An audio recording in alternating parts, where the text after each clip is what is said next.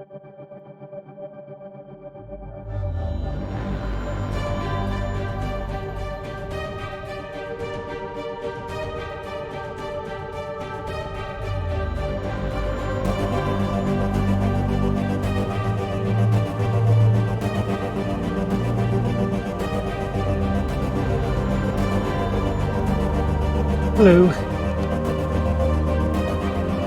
Oh yay, my audio's okay.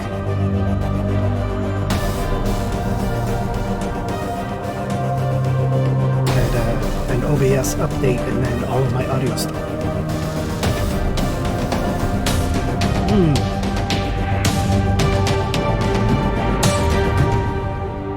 It seems like every time there's an OBS update, it's like, yeah, you don't really need your audio, or you don't really need these video frames.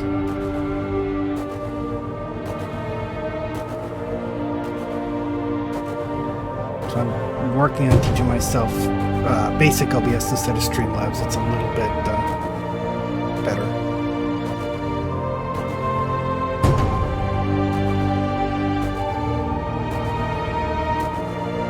Yeah, exactly. So.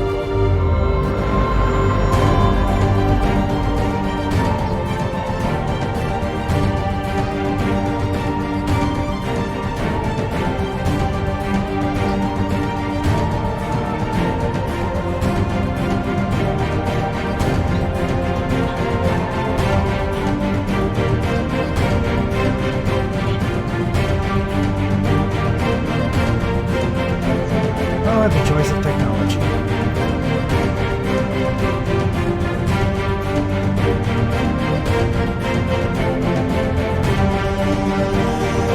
What's a weird thing I had to find out when I was playing around with basic OBS, because Streamlabs takes my audio from Discord, but OBS takes my audio direct, so I have to activate push to talk on OBS as well as on Discord, and then I have to make sure that they're linked to the same hotkey.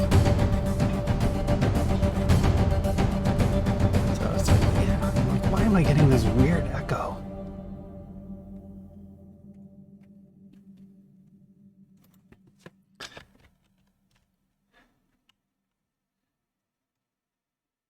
Servers allow to rest. Excellent.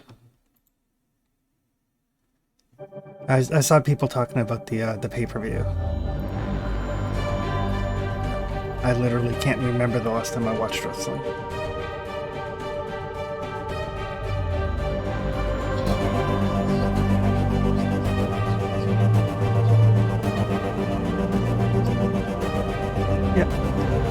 It's like, it sounds interesting. I'm like, no, I don't want to fall down that rabbit hole.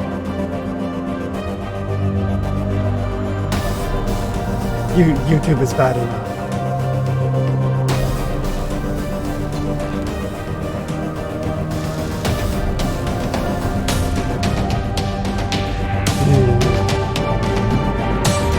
I'm almost caught up on like a good chunk of the Viva La Dirt League content, so.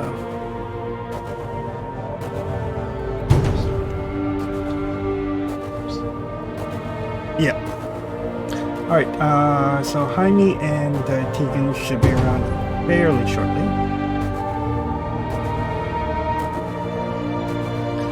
You know, the last one I fell down was this guy called Lockpicking Lawyer. He used to be a lawyer, and he's a very skilled lockpick, and now he does security consulting. So on his channel, they're all like short videos, like 3-4 minutes long, and he just picks locks, and people send him things, and like, hey, can you do this? Can you do that?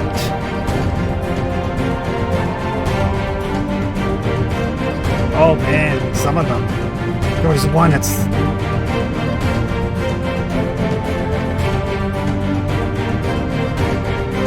Oh, for sure. Especially Master Lock. Oh, he hates Master Lock.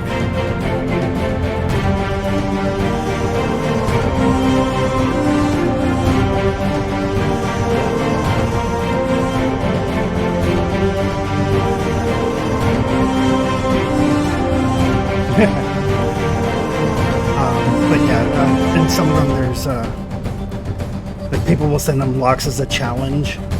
like, hey, you know, if you can do this in less time than it took to, you know, cut it open, you know. And it's like, yep. There's locks that look super secure, and he gets them in like 3 or 4 minutes. I'm like, yeah. I think one of the most frightening ones, some of the ones he does on gun safes. I'm like, oh shit. And then there was one, it's like an electronic keypad entry system that you can literally bypass with a paperclip.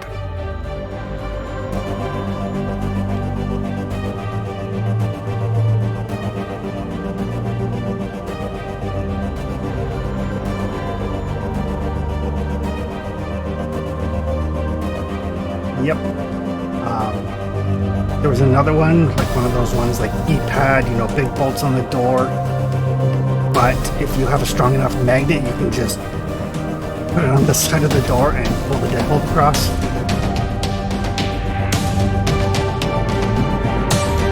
Just like, you know, I mean, some of his advice though, it's solid. Like, you know, if you have a security system like ADT or whatever, don't put up their sign. Because the schematics for those you can get online. But if you want to have like the added deterrent of having a sign, just put up a sign from another company.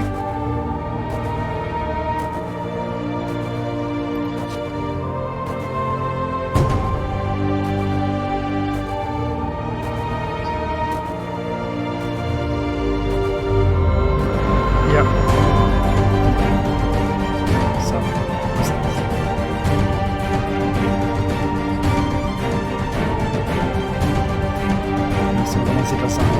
Bike logs or like historical ones. Just like, it's a really fascinating kind of rabbit hole.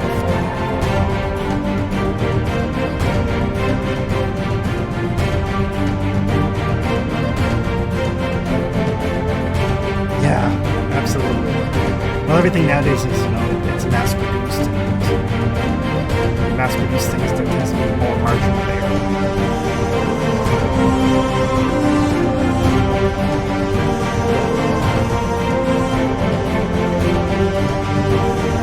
One that I watched today was somebody sent to a blog from the 80s, but it was basically when they're training fighter pilots, it locks the weapon so they can't accidentally fire them. I don't think I wanted to know that he picked that in like less than a minute.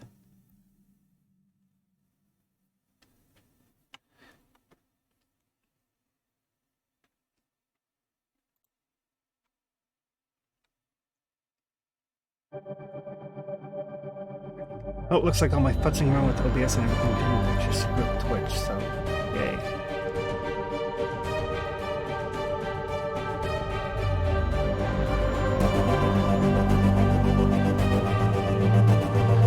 Oh, just as a note, and I'll mention it to Jaime and Tegan when they get on, there seems to be an issue with the character sheets now, so when you click a weapon to attack, it won't wall your attack or your damage, so you'll have to do that with the dice tray.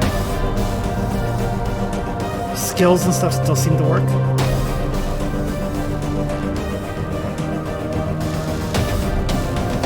Yeah, you should be okay.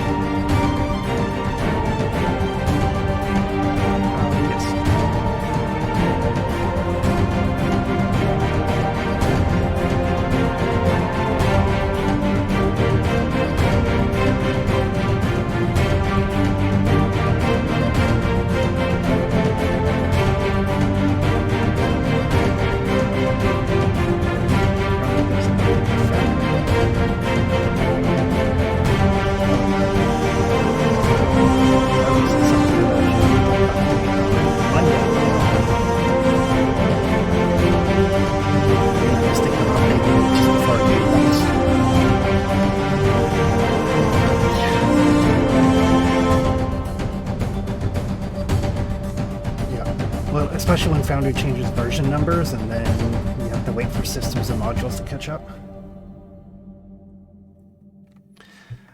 Alrighty. We will switch over to the live stream. And we will do a quick update for people since it has been a while. So we're up to episode 7 of our Stargate series. Do you disclaim first? What sort of disclaimer would you like? Well, no, I thought that when we go live on our audio, you always say, like, you give a little disclaimer on, like... We are live now. Okay, I have been disclaimed. There you go. So yes, so we're up to episode 7. So roughly the halfway mark, maybe a little bit over halfway after I rejiggered a few things. But you guys have been working on tracking down this mad scientist Gual named Aron, who has basically drunk his own Kool-Aid. He, from what you can tell, firmly believes that he is the Lord of the Underworld and the Lord of all of the dead souls, and has kind of gotten it in his mind that if he kills everybody, then everybody will become his follower. He's been ostracized by the other system lords, kind of gone into hiding. You also discovered that he, not only does he want to kill everybody, but he also plans to kind of bring back their husks as foot soldiers. There's some speculation that part of his experience may also enable him to essentially have a zombie apocalypse on a world. Kill some people, reanimate them, and then the people that they kill will also become reanimated, and so on and so forth. So there's a strong feeling that there might be a possible zombie apocalypse sort of thing happening. I blame the replicators. That's involved, right? Replicator tech is involved. Apparently, he is merging replicator tech with Gual tech, and specifically with the sarcophagus sort of thing to bring this about. You captured one of his minions, a man named Morais, threw him into a cell. You also made contact with both the first prime of Bave and the previous first prime of Isis. Isis has been killed, her holdings have been subsumed, and now Omari, the first prime of Isis, is like a soldier without a home. Both of these first primes have expressed an interest in joining the Tauri. Omari is looking out for herself 100%. But the other gentleman, Owain, he's tired of sending young Jaffa to die. And he is very eager to take up arms as part of the resistance. The unfortunate thing is he's in a position where you can't really get him out, especially since he plans to bring thousands of Jaffa with him. Basically, a good chunk of the Jaffa that of Morrigans that are being trained. He's convinced some of them to join. So you've got a sizable army of Jaffa that need to get out at some point. Back at Phoenix Site, you guys questioned Morais and Omari, and have decided to give Omari a field try. You've basically brought her with you on this particular mission, with the understanding that if she gets out of line, you guys have a Zat gun to drop her quickly. Who's holding that again? I believe Doyle is. But she understands that, this is an opportunity for her to prove herself, and she is willing to toe the line. Interrogations with Morais, you discovered that he felt abandoned by R1 on the planet where you first encountered him. He'd been there. He'd been doing this genetic research on these people with some psychic abilities, and then R1 just stopped showing up and stopped showing interest in his work. A little bit of resentment towards these other scientists on a planet called Magmel. P6M843. These two new scientists, Jovan and Darshell, are geneticists. So much more in line with R1's overall goal. He did manage to kind of play to Morais's ego and his feelings of abandonment, and found out that whatever these scientists are up to is something that you would very much like to know. So, bringing Amari with you, you have traveled to this planet. It's a lovely planet. Rolling hills, green grass. The atmosphere is a little bit thicker than what you're used to, but nothing to concern yourself with, as long as you don't exert yourself for prolonged periods of time. You know, if you tried to run, a marathon, you would have some serious issues here. But at the gate, which apparently was guarded, you encountered guards. They looked like they were dressed in medieval era armor and weapons. Plate armor, crossbows, swords. Slight exchange of a fire before you managed to convince them that, let's talk this out. So as they came closer to escort you to the castle where Jovan and Darshell reside, you kind of got a closer look at their armament and their weapons, and you can see that even though it looks old in style, it is very high tech. The crossbows seem to work on a kind of magnetic propulsion system, hurling the bolts with tremendous force, very similar to like a small railgun. And their plate armor has like metallic alloys and the like that would be able to withstand a significant amount of force. But as they've laid down their arms and they have agreed to escort you to the castle. And I believe that's where we'll be picking up. Any questions about anything, since I know it's been quite a while? No, just to mention that we were also able to uncover their original allegiance was Ashen Confederacy before Yes. Arwen took them.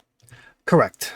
Jovan and Darshell, not just Ashen Confederacy, but also this radical offshoot who thinks that the enforced sterilization that the Ashen tend to do is a little bit too slow, and they would very much like to speed up the process.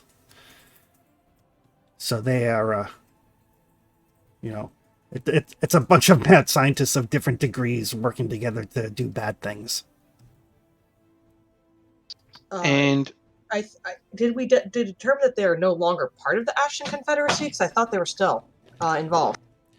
They're like an offshoot. They're, you haven't actually been able to confer with the Ashen Confederacy since there's a, leave those guys alone mandate.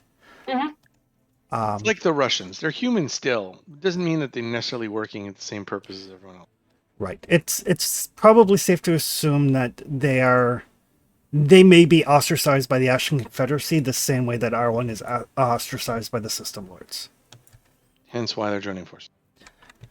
That's definitely a good lead-in for why they would be joining forces, yes. And if I remember correctly, our objective here is to debrief someone. Our mission.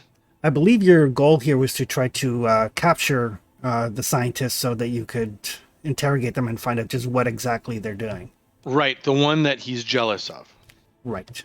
Because he would have more regular contact. Correct. There was some implication that the two of them were a couple, the ones that were here. Yes, Giovanna and Darshell are very much involved. And the belief is that they have more regular contact with Arwen. Correct. They are currently his pet project. They are the star pupils, as it were. So we might be able to, get a means of finding him out of this as well. And yet at the same time, we're walking into a situation where we have grossly potentially underestimated the technical, because we had said it would look like medievally, and now it's possible we might have grossly underestimated the technical advancement of this area. Okay, great. Correct. Yeah, to your look, like it looks like they're kind of keeping up that pretense of very primitive by 21st century standards, but secretly hiding higher tech levels. Is it secretly or is it tradition? From what I can tell, I mean, we've been in contact with them for like 5 minutes. Is it like a tradition thing, or does it seem like they're actually trying to be subterfuge? You can give me a insight roll. We did also notice the ballista on the wall shared similar properties. Correct. Forgot how to draw my character sheet up. If you just hit the C, it should pull it up. There we go.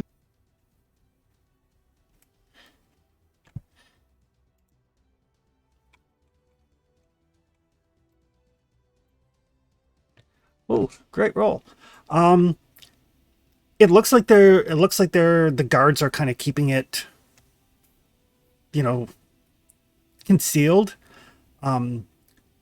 It's fairly well known amongst the Tauri that the Goa'uld like to keep their subjects at a much lower tech level so that they're not a threat.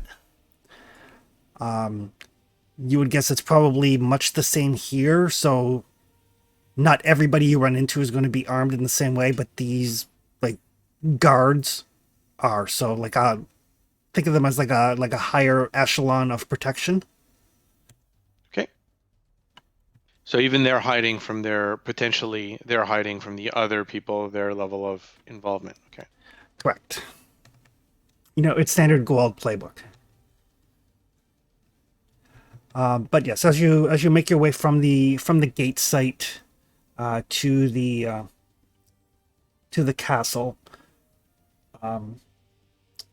it definitely everything has that look of Middle Ages, and you don't see any signs of advanced technology amongst the villages or the outlying farms or anything of that nature. Okay. If we need to beat back, and I'm only asking these questions on a tactical level, right?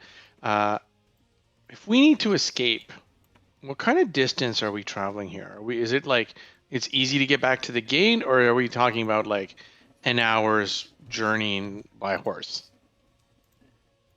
Probably about an hour and a half walk. So way more than enough time to scramble a death glider and shoot us if we try to run. Probably yes. It would be probably a running firefight if you needed to run.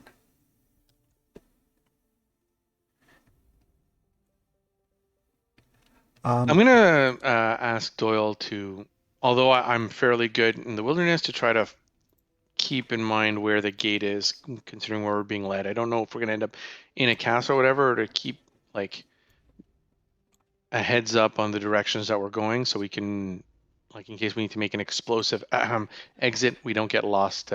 We know which direction is towards gate. So what you want me is to leave a block of C4 every 10 meters? As That's a breadcrumb trail.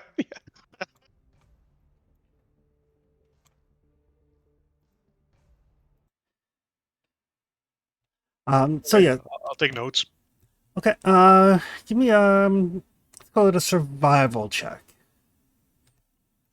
Because I'm assuming we're going to go through like the castle and there's the city, and we just might get turned around, and just want someone whose primary reason of being is to keep track of where we're going, so other people. Okay, can we turn this into an engineering plan instead of survival? No. It's gonna suck. Was that everyone give a survival roll? Yeah, I assume a couple of people are kind of keeping their eye open, so everybody can make the roll. All right. Hopefully I'm getting my mediocre rolls out of the way now. All right. So yeah, between all of you. Oh, I should.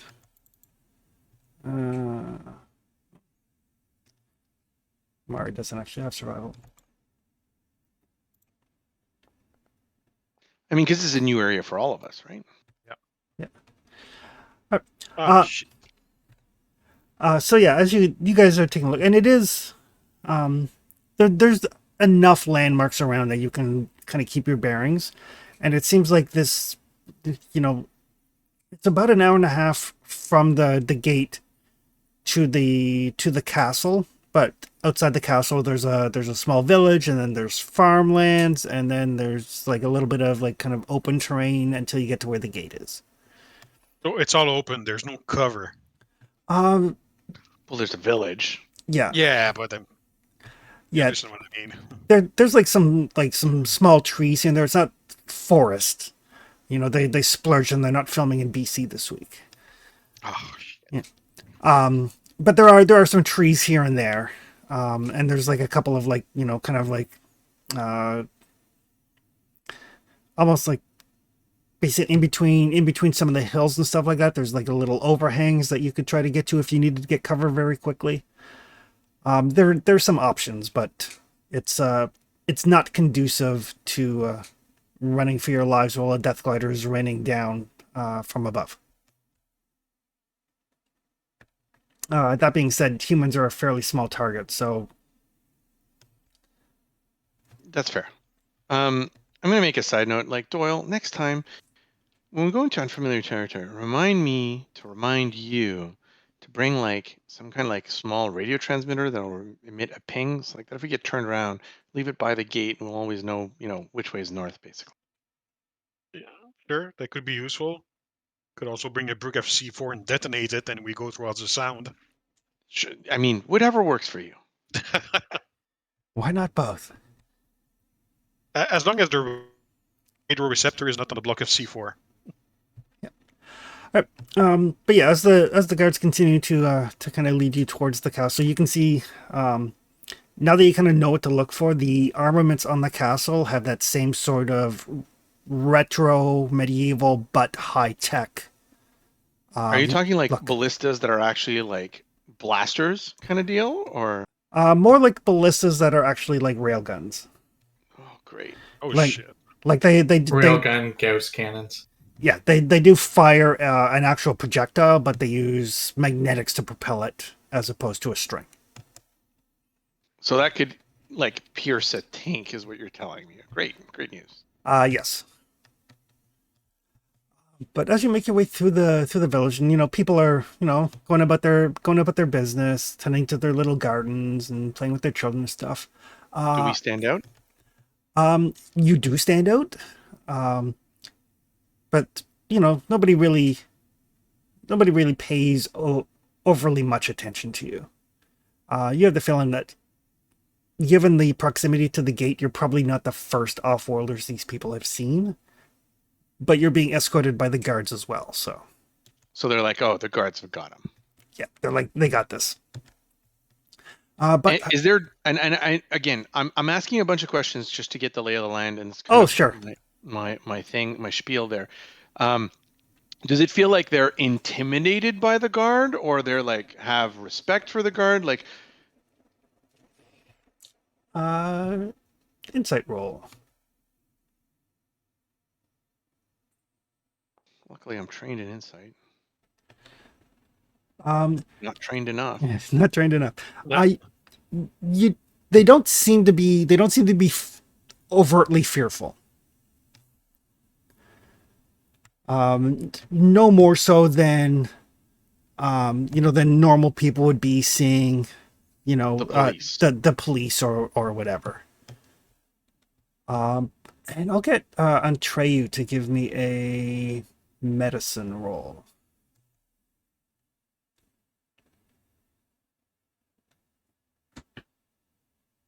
Oh, just a second here. Yep. Yeah, we should also check for like that brain thingy, telepathy. Yeah. So as you kind of make your way through this village, you're kind of looking around, judging the reactions of the people, both to you and to the guards and that sort of thing. And then Trey, you notice like even though there's some children running around, and there's these are people who work the land for the most part. You don't see any signs of scrapes or bruises or anything that would denote, like, you don't see, like, even the few elderly people you see, none of them are like, oh, my back, I don't know if I can work the fields today. Like, there's no signs of any sort of ailments amongst any of the people of any age. No standard injuries caused by an active lifestyle. Exactly. Major, I can't help but notice that everyone we're passing is in the peak of their health, regardless of their lifestyle choice. Isn't this the guy who's making like superhumans with like brain powers? Can he make them like healthy? Well, they were two separate fields of study. I'm just mentioning it because But of Arwen the other was technology. They Arwen was- both report to Arwen. Huh. The, Are we, the gentleman in our custody was supervising Arwen's mind experiments. This is the one supervising the physiological ones that may be using more of the replicator tech.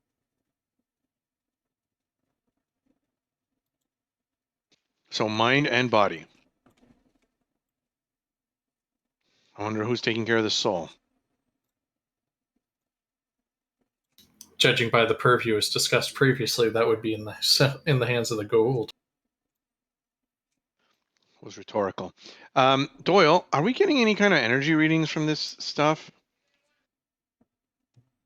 You mean from their backwards upgraded weaponry? Yes. I'm going to call it stuff because I don't exactly know how to explain it. So is there any way of picking up something, Chris? Uh, I mean, is it Goa'uld or is it No, it the other doesn't one look guys? Like, is it give me call it. is it Naquita, Naquadria? Is it electric? I don't Yeah. know. You can give me a engineering or science roll.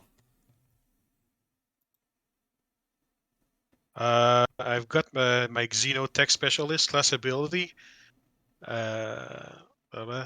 You gain advantage on any ability check to understand the function and design of technology with which you are not already familiar. Perfect. And then you get the advantage for stuff that you are familiar with. This is a great. No. Absolutely not. Not bad. He's Oh. a theoretical engineer. Nice. So yeah, I mean, judging from like the when they fired on you and seeing how far that bolt embedded into like the tree next to you, it definitely seems like it's advanced, but it's not energy weapons. So you don't think it's Goa'uld or like ancient tech or something. It's probably something that's been developed outside of that. It's also not Ashen, right? Oh, it could be the Ashen. The Ashen are technologically superior to 21st century Tauri by a significant margin. But not energy weapon ready. Sometimes they use energy weapons. Some of their combat drones use energy weapons. Okay, but we don't know who it's coming from. We just know it's more advanced than our stuff. Correct. And from what you can tell, it probably, like a lot of ancient tech like Goa'uld tech, requires Naquita in the bloodstream to activate. This doesn't seem to be the case here. If it's a medieval society, how do they recharge it? You don't know. Like the batteries are gonna run out someday. So Maybe someone cast Shocking Grasp and recharged it. there you go. A great use for that spell. All right. So yeah, you are escorted into the castle, into the courtyard. Oh Uh, man, um, I'm several. like, Sorry, go are we ahead. getting feelings of dread here? Like, is this one of those things where the sound, like the music, kind of gets like dour, like we're prisoners, kind of deal? Because Um, there is no way we're fighting our way out of these walls, right? Anyone else notice the percussion instruments picked up in the background music? No. so as you're escorted in, you see the guards that kind of motion the leader of the guards that escorted you here. Takes a second to talk to some of the castle guards. There doesn't seem to be a large guard presence here. There's like the four that are your escort currently, and then there's like another five or six kind of going about practicing duels and that sort of stuff in the background. I'm just I not don't gonna. think it. I I'm, don't think it matters. yeah. Like, if we're inside this fortress, like, there's no way like. I'm getting you guys to look around. Just take a look. Is there any viable way out of here other than the main door that's guarded? Depending on your skill, you could get up onto the battlements and jump off into the moat. It's a death trap. That is generally the intent of a stronghold structure. Well, welcome to a kill box. And after a few minutes, the guards are, wait here. We will send word to the Lord and Lady. I'm sure they would like to meet you. So and while they're doing that, I kind of call for a huddle here. If our plan, if it's the Lord and Lady, and they're in charge here, what are the odds that we can kidnap them and get off world, considering where we are right now? We might need to revisit this plan very, very, very quickly.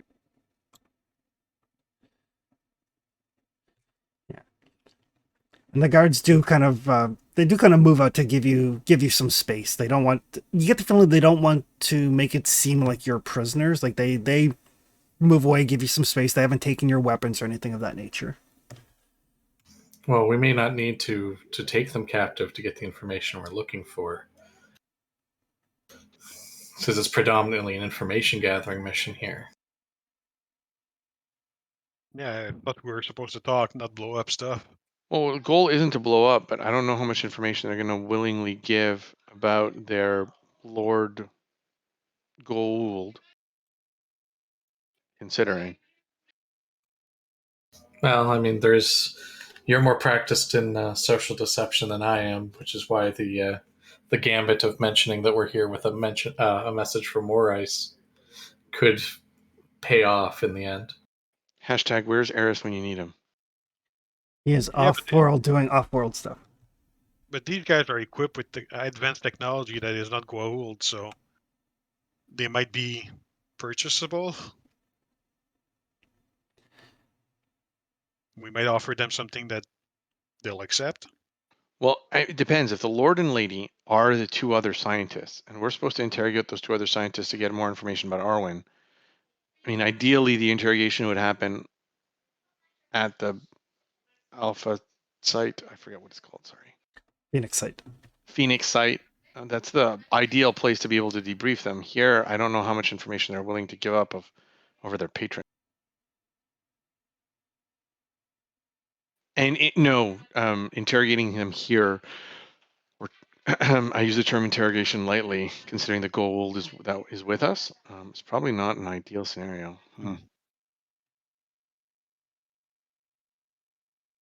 Ideas, suggestions before they show up. Shock blast could probably blow a hole through the wall.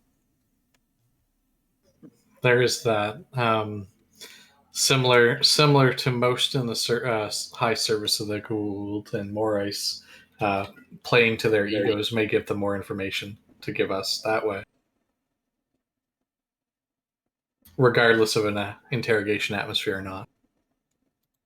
So, Chris, and again, it's been a few days. Our mission is to gather intel specifically to try to, if I remember correctly, is to gain the location of Arwen, right? Correct. Or to find some place where she will be, or they will be, excuse me. Yep. So if we can organize also a talking point, also brings us closer to that, right? Correct. So after you have your little huddle for a bit, the doors to the main castle keep. And here, open up and you see gentleman in his like probably late 30s by Towery standards, and a woman of comparable age, with two of the guards kind of coming up set. Both of them are very like well dressed, but not like not kingly or queenly in dress, but still very well dressed. And everyone's paying them deference here. The guards kind of bow their heads as they enter.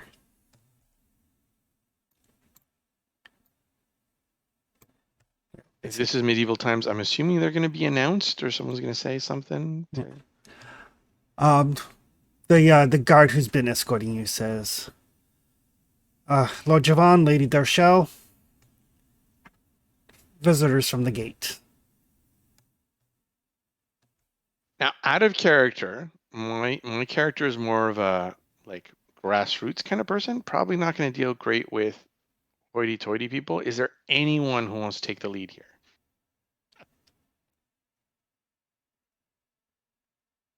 Oh boy. Hey, I've got +0 in persuasion and +0 in performance. I mean, thematically, my character has some numbers when it comes to persuasion or insight and persuasion. I just wanted to know if someone was more thematically appropriate. Oh, okay. I've also got +0 intimidation and +0 deception.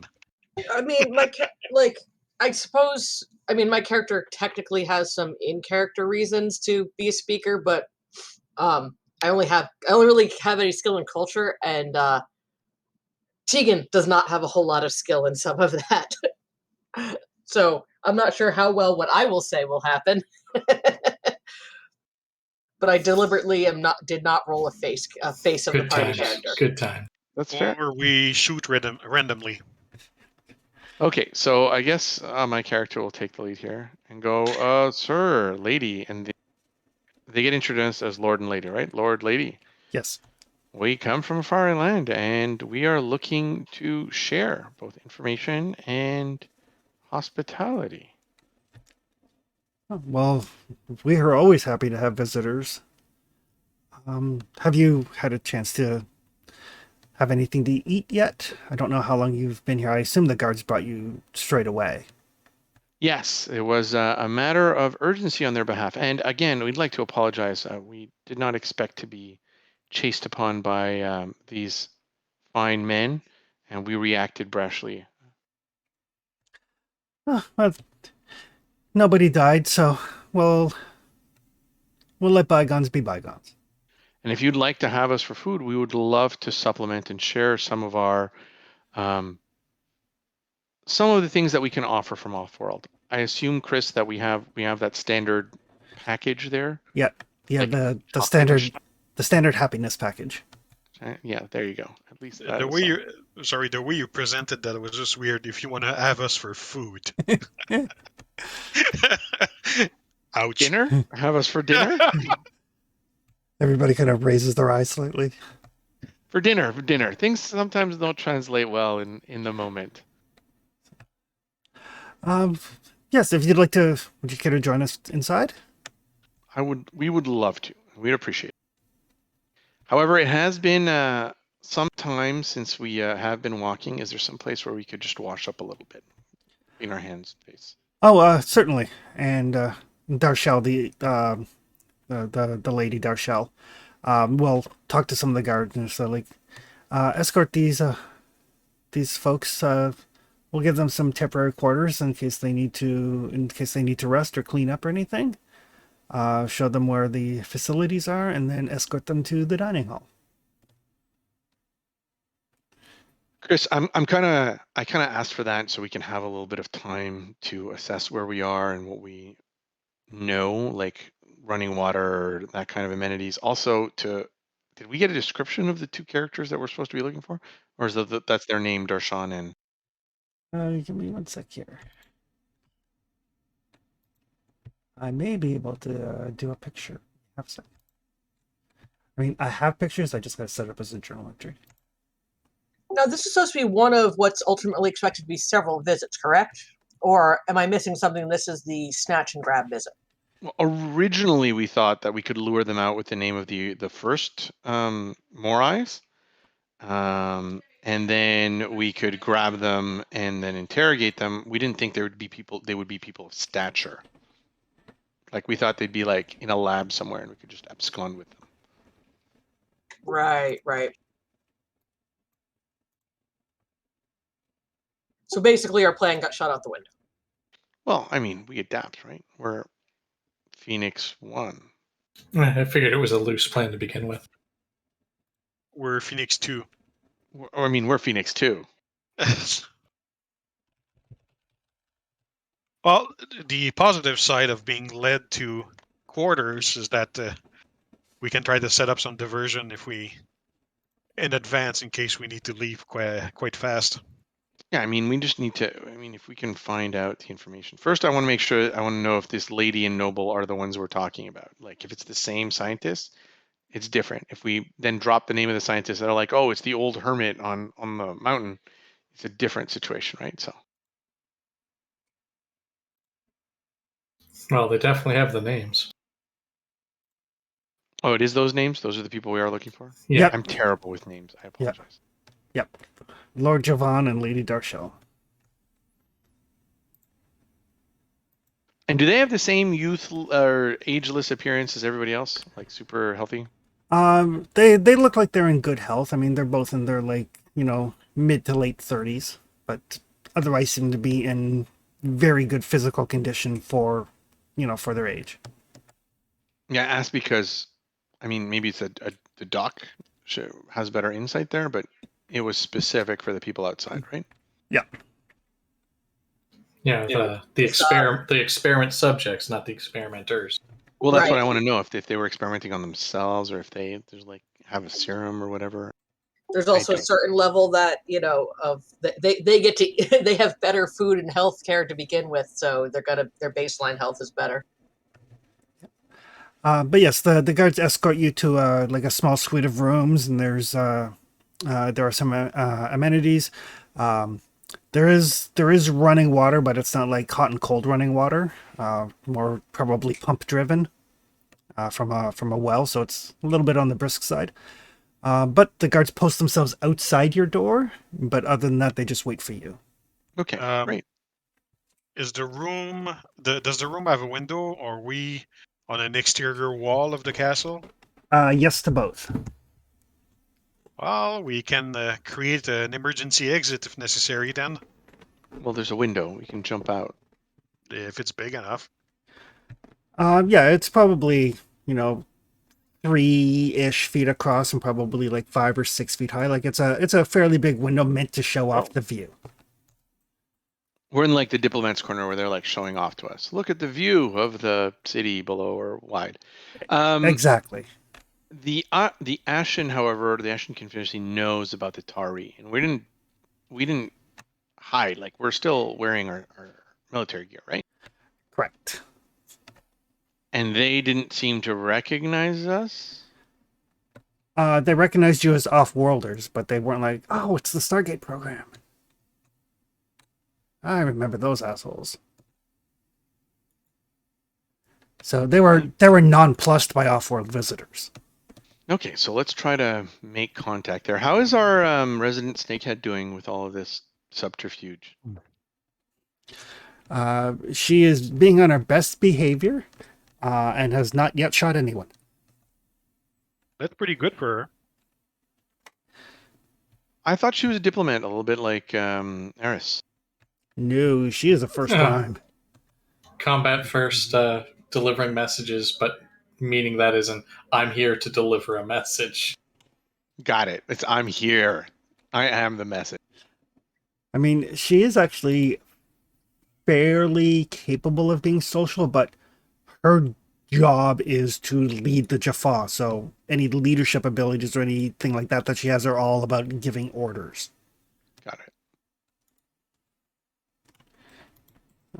So let's prepare. Do we have a strategy for this? I'm going to ask everyone to try to glean as much information as possible from our discussions. Change of plans. It doesn't look like we'll be able to abduct these people, so we need to be able to get as much information as we can. And if we can, about where Arwen is and or when she's returning, anything having to do or where we can like go toe to toe with her. With them. Go toe to toe with them. If I remember correctly, Yeah. Arwen is non-specific, right? No, he is a he. He is a he. Okay. Any questions going into this lunch dinner? Tegan will probably have questions, but I'll try some to go. I am my brain has been utter Swiss cheese, and I apologize. Would it be worth doing sort of a culture reading on anything, or do we think we pretty much have a feel of where it is? Where, I have no idea. The idea, like this culture, baffles me. So, Chris, can I do a culture roll to see if I sort of picked up anything from just like expected behaviors on our part for this situation? Yes, definitely. Go ahead. I mean, it's clearly not ashen. It feels like it's gold, but like they would never allow that kind of text. So I don't know. I got a 17, because we're about to go into basically a formal setting, and my sort of my angle on this is the fact that we're going into potentially a formal meal. Our original plan was snatch and grab, and now we have to actually, bullshit and interact. So let's try not to put our feet completely in it. Well, it's also that the Ashen people are not necessarily of this culture. I don't know how to handle this. So you can tell obviously they've had off-world visitors before. Nobody seems overly shocked to see you. Nobody blinks twice when they're like, "Oh, people came through the gate." Obviously, they've had off-world visitors before. The fact that they put you up in a kind of like a diplomatic suite, like the major said, they're treating this like a diplomatic thing. There doesn't seem to be any ill intent. They didn't immediately grab you and throw you in the prison, or anything of that nature. It could be that they're confident, maybe overconfident. It could be that they are unsuspecting and think that this is just a, kind of a first contact situation. But why would they leave us with our weapons? The fact that they left you with their weapons probably speaks to confidence or overconfidence. Like they don't consider them to be a threat. Traits of both bad guy groups. Jesus. I mean, next step is for them to reveal their plans slowly while they try to kill us. At dinner. Complicated machine that doesn't work. It feels like Strad invited us for dinner. I don't know how to deal with this.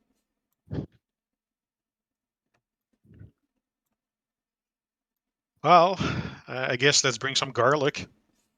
As Okay, to say, if it's Strahd, you just ride it out until the inevitable betrayal and hope that there's still options for you to do something. Okay, so that's kind of how we're gonna run it. So, first of all, I don't know if there's listening equipment in the room, so we try to be as discreet as possible. We're gonna treat this as a first contact. Can I, honey? Let's go into this as we're treating it as a first contact, and then try to get the information about Arwen. Talking about the preparation, who was I supposed to give that +1 armor bonus to? Like normally we give it to our diplomat, but now who needs it? I'm gonna go with the medic. Or is the medic invisible? I can be invisible, plus they're at disadvantage if I'm treating you, and my AC is 17. Because the captain's she's got armor, right? They've got armor. Yep. You guys are actually fairly decently armored. Well, yeah. Except for the medic, who's got the lowest armor class. It's weird when a 17's low in this current system. Yeah, I got 19. I have 18, so Well, they're I got- military personnel, right? So Yeah, I guess it's me. Oh well, it's quite And alright. the major has how much? 19, I think. Okay, so let's bring the captain up to 19 to join the club. Oh, there you go. thank you. and you can stay, and you're invisible, so you can stay behind us. Culturally, so I'm not the culture person, right? But are we supposed to change? Is there clothing, or do we stay in military gear? I know that SG1 often shows up like in full military gear with guns to tables, but I don't know if that's our motto. That is entirely up to you guys. There is, there is some clothing here if you wish, or I'm sure the guards could get you some. But if you're like, no, I think I'm going to keep my armor and my weapons, that's up to you guys to decide. I consider this hostile territory, so I'm all for. My character is willing to say, "Hey, we go in with armor and weapons," unless you guys say otherwise. Now, SG1 goes into not hostile territory with full armor and weapons. Yeah. Hey, we'll follow the major's lead here. If it fucks up, it's all his fault anyways. Okay. Right. So yeah, you guys can get washed up. You can give me a quick investigation check. Is that to everyone? Yeah, sure. Okay, hold on. I have to go. I'll be right back. So I just need to point out that these dice bounce off each other and literally can change your roll or impacts your roll. I don't know if they do or not. I think it's just a visual for the random Yeah, number it's generator. a visual thing to the RNG. Because I rolled mine and the die hit someone else's die and flopped to a lower number. Yep. All right, but Doyle and Sam, a quick check of the room. You don't visually spot any listing devices or cameras. And a quick kind of sweep of the room with your various science kits and engineering kits. You don't detect any as either. As a matter of fact, you don't really see anything technological in the castle. Like the locks are like old school locks. They're not electronic keypads or anything. Nothing in the room at the very least betrays that medieval appearance.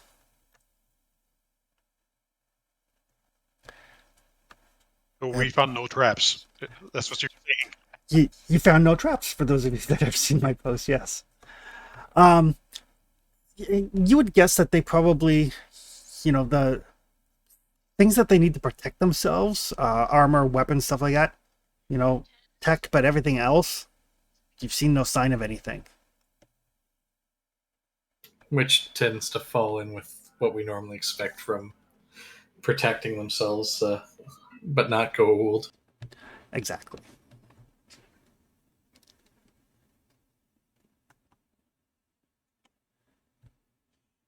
Part of the main reason why the guard force is so small. These are the only ones we can trust enough to give advanced weaponry. That's entirely possible. It might be something where they've only got a limited amount to go around, but there's definitely, some merit to that thought line.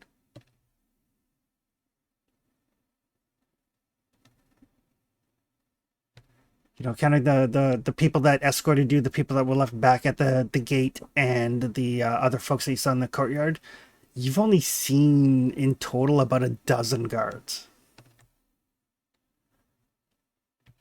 So there's a chance that they are, while they are mad scientists, they may be very underfunded mad scientists. It's possible. Well, I mean, if they're the ones that came up with the zombie breakthrough in the first place, it's entirely possible that R1 took most of their advanced research guards with him to deploy wherever he's been using them.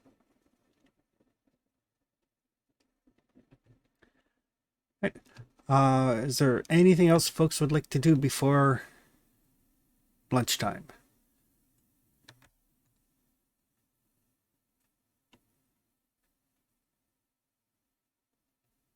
don't think there's much we can do. I mean, they know we're off-worlders. It's very clear that most of us are not Gwald, so we just, I suppose, need to not betray that we're with the Tari, or that we're not with Phoenix One, etc. Right? Is there anything else that we need to like actively steer away from or are trying to promote so I don't put my foot in it? You might want to take off your patches then. Wait for that. Okay, so we've got our patches on and shit. Then I'm just trying to. Well, we have to live with it. I'm just trying to. Well, I also don't know how we did we come in our full regalia? I don't know. I barely remember how to be human most days.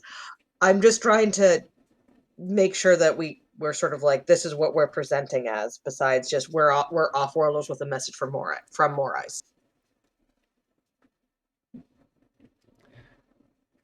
I think. Jaime is currently not available. He's picking up puke from my brother. Oh, okay. Fun. No worries.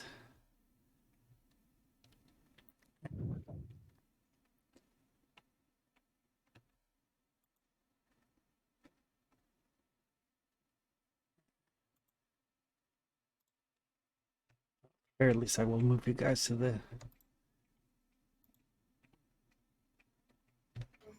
The Dinner Dome Battle Theater. Welcome to the Dinner Dome.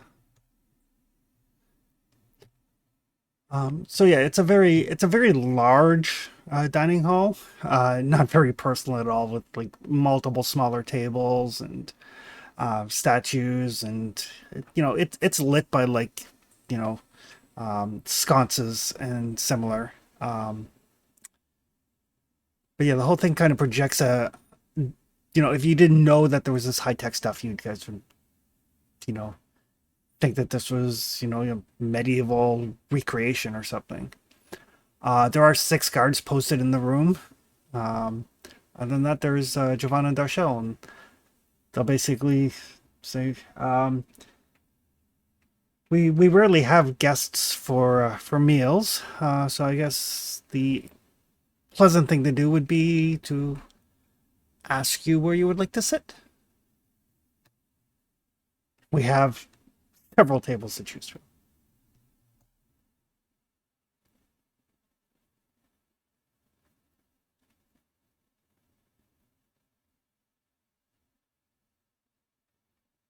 I mean, culture check, I guess.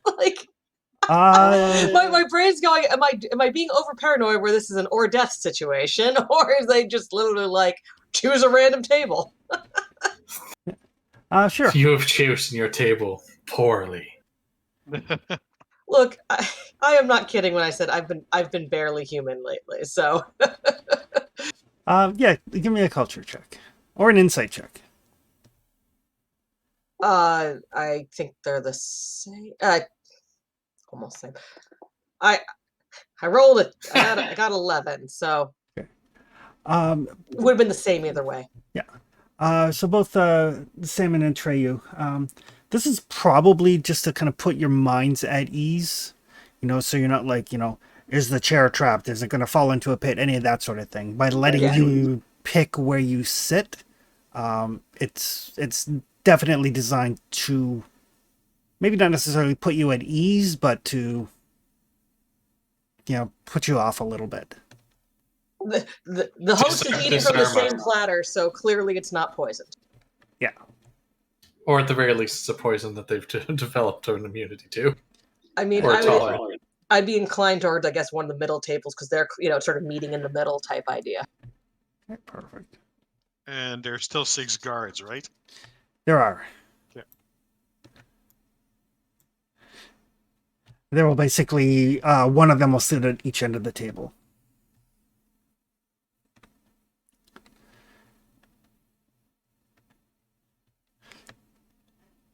And as you guys start seeing the couple of the guards, disappear and start coming back with some trays of meats and bread and vegetables and fruits and all that sort of stuff. Good. I was waiting for the salad and fruits.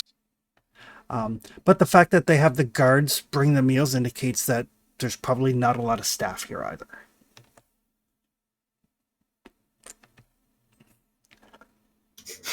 Every situation that happens reinforces my trust issues, and Arwen took all their early experiment people.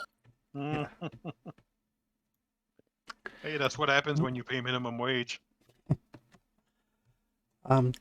So Darshell, so obviously you're not from here, from another world. I'm curious as to where.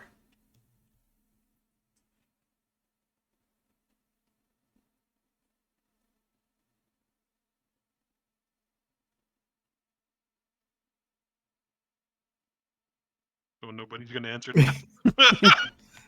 I can't necessarily speak for my companions, but I know in my case that we've done so many travels over the past while that it has been quite some time since I've been back to where I'm from. Seen so many different worlds and different peoples in the interim. I see. And I have to admit, I'm not at all familiar with. I mean, of course, I've encountered the Tauri, but I can't say I've ever seen anyone quite like you before. What do you mean? That's quite understandable. We've been a very reclusive people over quite a length of time now. Fascinating. And so now you travel with these? Yes, looking into developments and changes in medical sciences in the long term. Long term, since we've been abroad in the galaxy and the universe as a whole. Huh. Interesting. Medicine happens to be a specialty of mine and my husband's. And that can be quite fascinating. A very good common ground, but so much range and scope to it as well. Out of character, it occurred to me that he could literally pass us off as like companion / test subjects. Oh, absolutely. Guinea pigs. And what brings you visiting?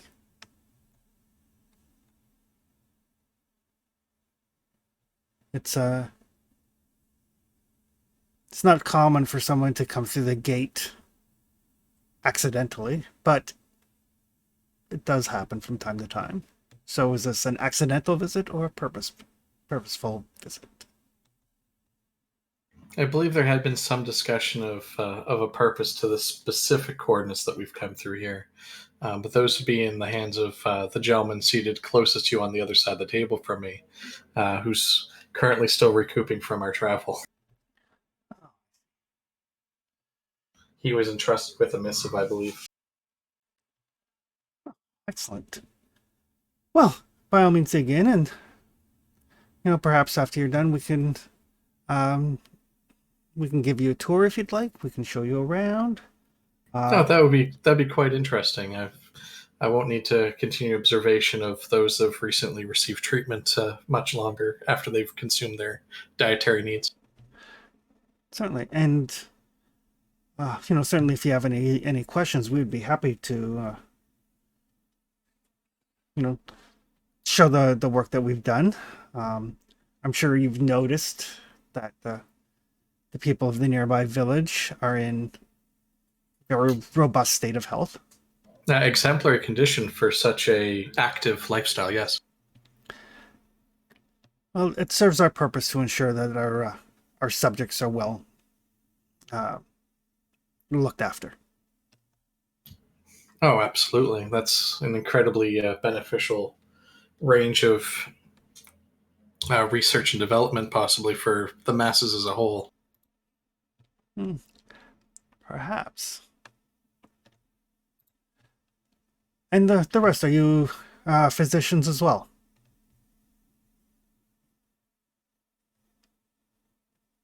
I'm not.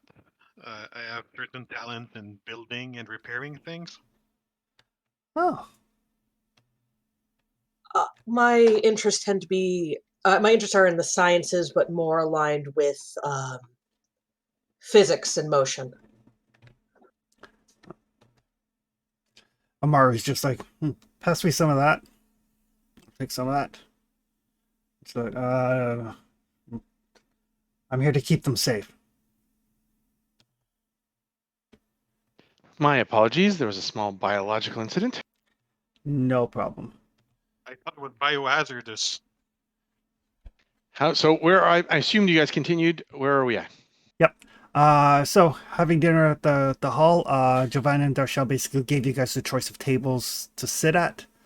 The guards went and brought back some like platters of food. The fact that both Antreyu and Sam kind of picked up the fact that by giving you the choice of tables, it's designed to help kind of put you at ease, knowing that the table's probably not trapped, that sort of thing. The fact that the guards had to go and get the food indicates that there's probably not a lot of staff. And other than that, Darshell was asked, where are you from? Did you come here on purpose or accidental? And Treyu has let it known that that they are a physician. So a little bit of small talk back and forth. That's about it.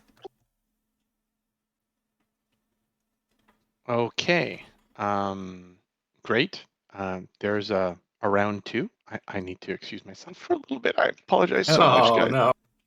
Oh, I apologize so much. I'll be back as soon as I can. Give me a minute. Or continue, please, without me. okay. So you are here with a missive. Interesting. Can't think of anyone who would send such a thing, but we do have friends out in the greater world, so perhaps that they've reached out to us. Yes, there was another individual who was a scientist that we'd come across. Oh, very interesting. And who would the scientist be?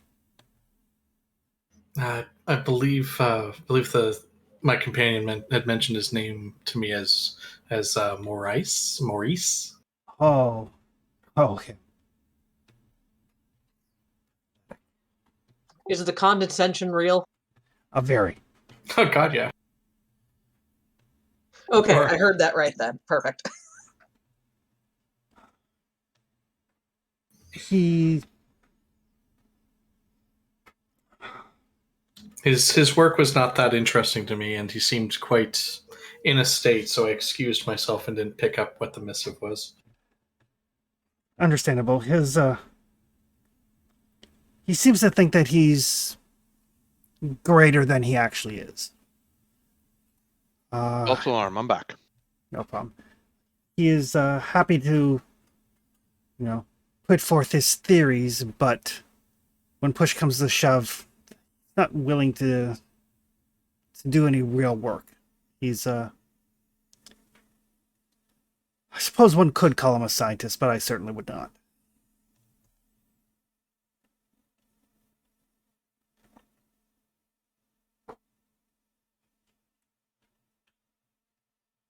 Understandable. There's certain types, after all, that get involved in the sciences, but don't truly understand what they are doing, I guess. So we're having scientist to scientist speak here? Pretty much. She's like, "Why are you guys I'm here?" having the pump on more ice. Yeah. But if he sent you here, did you say he sent a message, a missive? I am curious as to what it would be. He was hoping that he has some news to report to his superior. And he said that they don't really reach out to him, and they were hoping that you could help them facilitate that. Oh, without a doubt. It's unfortunate that he did not see fit to come with you. Lord Darwin should be here tomorrow. Progress reports and everything. That's great. I think that he was too occupied with whatever he's. Frankly, that's for the scientists. I myself am not one. So I will share that information. We'll share that information with him so he can come tomorrow and share his whatever it is he needs to share. Oh, certainly. Chris, is there any guile coming from them, or is they're like, yeah, whatever, this guy's a loser, and of course he needs to go through us to figure out what's going on? Very much the second. They literally have no time for him. And they're not surprised that, he's not even getting FaceTime with Arwen or whatever. Correct. Oh, well, with that news, can we at least, even though we have what we want, we came for, it'd be shame not to partake in this food? Oh, certainly. And once you're done, I believe I'm sorry, I did not catch names. But your physician friend here had expressed an interest in a tour. That'd be great. And we'd also, at the end of dinner, we'd like to share some of our pastries as well to participate in dinner. Oh, excellent. Chris, there's chocolate and stuff like that, right? Yeah, the Make Friends pack have chocolate and coffee and cookies, I think. Yeah. That's how we got in trouble last time. That is how you got in trouble, yes. I'm here for it. Let's do it. Refresh my memory, how did we get in trouble with the chocolate last time? The sugar and the caffeine seem to interfere with the psychic abilities of the people. Right. That's game 1. Yeah, game 1 or 2, yeah. Yeah, we worked it as part of the reason of why things went sideways. Yeah. All right. So the dinner is it's excellent. Small talk is made. They don't really seem to press you too much for information. They seem to accept the fact that whatever stories you give them, they are completely on board with the idea that he is a scientist whose best days are past him. Riding on previous glories and not discovering anything new and no longer pushing forward advances. Not willing to do what it takes to continue pushing the threshold. I mean, I thought they were going to call him squeamish when they said that. It's supposed to call him a scientist. I was like, are they going to say squeamish? Is that where they're going? Yeah, they don't say squeamish, but given how Ashen tend to do things, it's possible. But yeah, do you mean that Morais was more moral than these people? Is that where you're going with? Yes. That sounds fun. That was my thought, was that while they're presenting very genteel and all of that, I'm pretty sure. No, these are the physical biological scientists who have been doing the even more important stuff. Probably. So will you be staying until tomorrow when our Lord visits us? Oh, we need to bring message back to Morais that when it is, and he needs to prepare. So, no, after this meal and after we exchange some foodstuffs, absolutely we'll need to be on our way. After the tour, of course. Yes. Of course, yes, of course. Oh, very well. And everybody give me an insight check.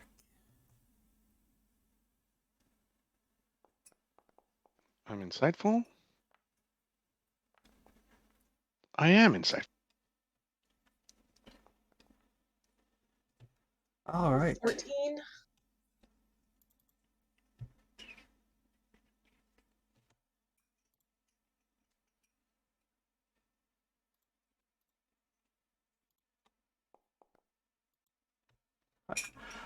So you guys all can notice as she's she's like, "Will you guys be staying?" And she's like, "No, we have to go."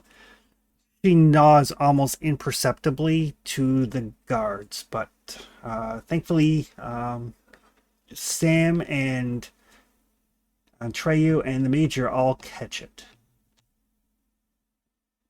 I mean, I think we were all expecting the sudden but inevitable betrayal, so. I understand that that after that message has been delivered, we do have it scheduled to try and return, and if that was the case, to meet with the Great Lord himself. I mean, hopefully we'll be able to come back with more eyes. I imagine if we have to leave him behind, it would not be the most unfortunate of circumstances. I mean, the message is his. I mean, it's not like I'll be able to convey whatever science thing that he wants to convey is. This is true.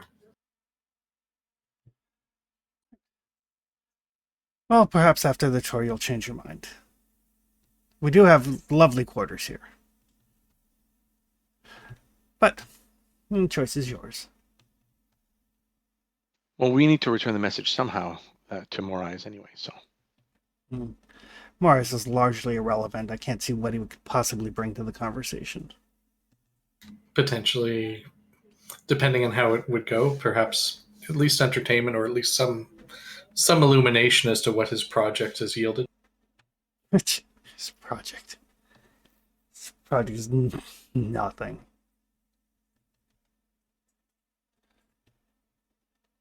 He's deluded into thinking that what he's working on is of any significance whatsoever. So I missed the intro part. Are we playing off that we are working for more eyes? Oh, no. No. I played off that we ran across him and he was in a state, and he asked you to deliver a message if we came across these two. Yeah. So, but yes, there may be some entertainment value. And at least we gave our word that we would tell him, share the message. And since you have the information of when his liege will be returning, I mean, it's only polite if we were to go back and tell him. It doesn't mean that we would have to stay there or any real allegiance to him, but it's the least literally that we can do is return and give him that message back. I understand, but you will accompany him back. Well, we're interested in continuing this conversation anyway. Oh, excellent. And Chris, that's setting the tone that later, hopefully, if they see us again, they won't open fire at us in the first place. Yep. It's also setting the tone, hoping to get them to not make a move on us when we go to leave. Yeah, we're gonna come back. We promise. Once you guys finish your meal, they're like,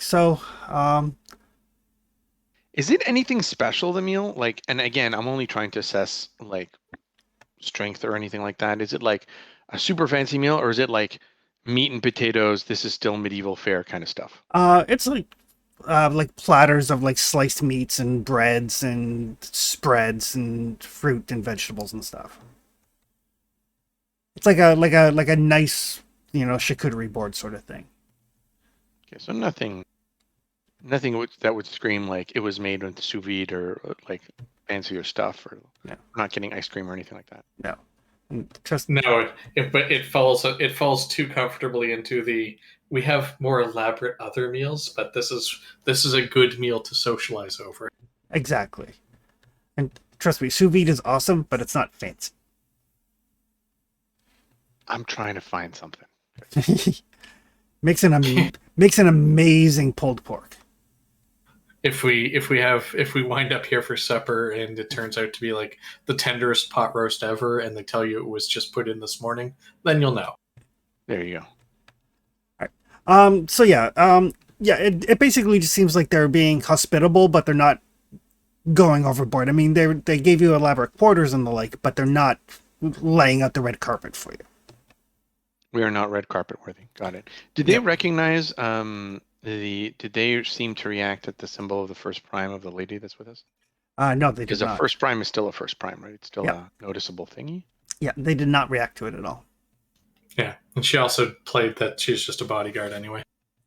Yeah. But yeah, they haven't reacted to her any differently than the rest of you. Kidoke. Right. So, we get to dessert. We open the gift basket. We share some chocolate. Are they?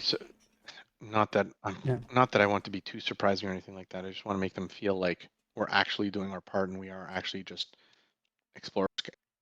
Yep. Yeah, they're gracious hosts. And they Nice. will at one point they'll say, so, what field of medicine do you specialize in? Are they talking to me or to the doctor? The doctor. Well, I've tried to generalize as much as possible because you never know what you need to do. However, most of my specialties lately have been analyzing planetary specific flora and fauna and how it interacts with different systems. Is consumed by bipedal sentience, non-sentience, etc., to see the effect it has upon their biochemistry. Interesting. We may have some notes that we can pass on to you that you might find illuminating. Oh, absolutely. As we were talking about earlier, the condition of the common folk was quite remarkable. Yes, we've taken great pains to make sure that they are in excellent health. And we have scientists of all kinds, not only medical. I tap Doyle on the shoulder. In that nudging way. I'm not a scientist. Yeah, Doyle already buried himself as an engineer. But Jim, I'm an engineer, not a scientist. Well, yeah, but No. I said I'm good at building things and repairing things. Yeah. Oh, Jovan also has an interest in mechanical things as well. So perhaps when there's more time, the two of you can compare notes. yeah, Absolutely. metallurgy, power sources, magnetic fields. I say as I like. That's probably the limit of my characters. My people also have a deep understanding of biomechanical systems. Oh, no, that is interesting because Jovan has been working on things along that lines. Yeah, I'm sure you would find much to discuss. So maybe tomorrow. Indeed, perhaps. When we come back tomorrow, yes.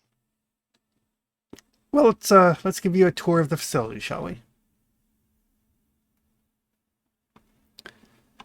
So they kind of, some of the guards, clear away the mess, and they will begin to give you, a tour of the grounds. You've seen the courtyard already. The castle itself, nothing very spectacular, nothing super interesting, really. But they do get to one door, and when they open the kind of like wooden door behind it is like a metal door and a keypad. Chris. Yes. My assumption is on the other side of that door is going to be like a lab. But leading into this, you said it's not particularly like there's nothing shocking or anything like that. It's very medievally. Yes. But we talked about the level of technology. So is it like firelight or is it like? No, it's firelight. Like the only signs of technology you've seen really have been like weaponry and armor. And those are all cells. We don't see power cables running along the walls or attached or anything like that. Correct. They're all like torchlight sconces, that sort of thing. Like no sign of technology anywhere other than weapons and armor. So behind here, this is where we do our actual work. Away from the others. Are they actually letting us in? They can look and they're like, would you care to see what we've been working on? I would be most intrigued.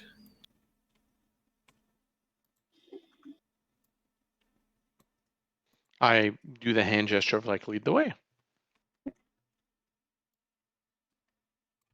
Half a second here. And is there some way for us to try to like, because they're going to use the keypad, I assume, to get that code, or are they being especially secretive about it? That would be an investigation check. I'll let two of you roll. I'm going to let somebody else. Well, I got plus If 6. the dice like me, I've got good investigation. I'm guessing the scientists have more investigation than the soldier. Yeah, feel free to throw, Tegan. You know, as our backup witness.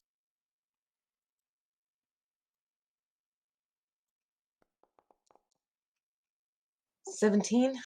Oof. So both Sam and Doyle, you guys managed to kind of keep your eye open, and you do get the keypad sequence. Good. I feel like Parker right now. 1, 2, 3, 4. That's the type of password an idiot would have on their luggage.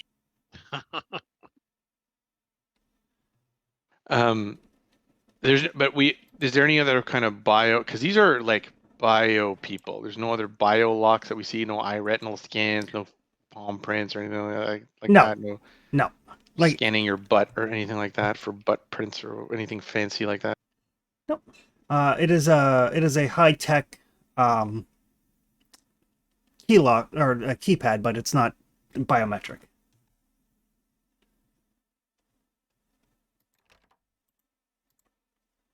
And they're ushering us inside.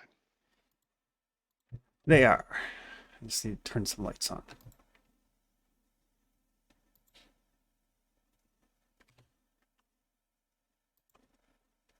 Am I in the wrong place? I'm still in the dining hall.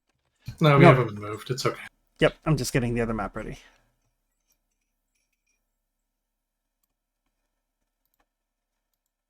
Are you looking forward to dying or what? Yeah, I'm totally expecting us to get like locked in or something. Yeah, that's why I wanted to keep that number, because it's such a classic. Oh, you go into the door and it locks behind you. Ho ho ho. Yeah, but that's also why you said you first. Yes, that's also why I said you first. It's time for the lock-in at the rec center. Oh, hello. So behind the door, there's a little set of stairs that go down, and then a very high tech looking facility, like computers and beeping lights and all of that sort of thing. Not only just lights, but beeping lights. Jesus. Beeping lights. And kind of at the far end of the room, you see a large mechanical construct, obviously a robot of some nature. Hold on. Is that like the robots we saw, like the four-legged dog robots that were carrying bodies in episode 2? Similar-ish. I mean, it's larger, it's humanoid, but it's kind of like how, like you see one Boston Dynamics robot, you've seen them all because they all have that kind of same look to them. Build. Yeah. The real question is, does it look like Arnold Schwarzenegger? No, it does not. Good. That's not always a good thing. There was more than one Terminator. So currently we are working on various things in the genetic field. And she points to like the kind of the locked doors, the laboratory doors that are around, kind of to your north and your south. Is it like banging? Are we like gonna look into those and see like the proto Hulks? No, but there are definitely scientists in each of those rooms that are working on. Ooh, scientists. Yep. Well, I'm gonna ask, where did you get your help? I hear good help is hard to find. Oh, these are folks that work with us on various sort of projects. Grad students. Are they local? Oh no, they are not local. They're trying to get their accreditation. No, when we set up our laboratory here, we imported some talent, I guess you would say. You need the best. Exactly. You're not gonna find, scientists amongst the folks here, so we brought some with us. But yes, we are working on various viral and antiviral agents.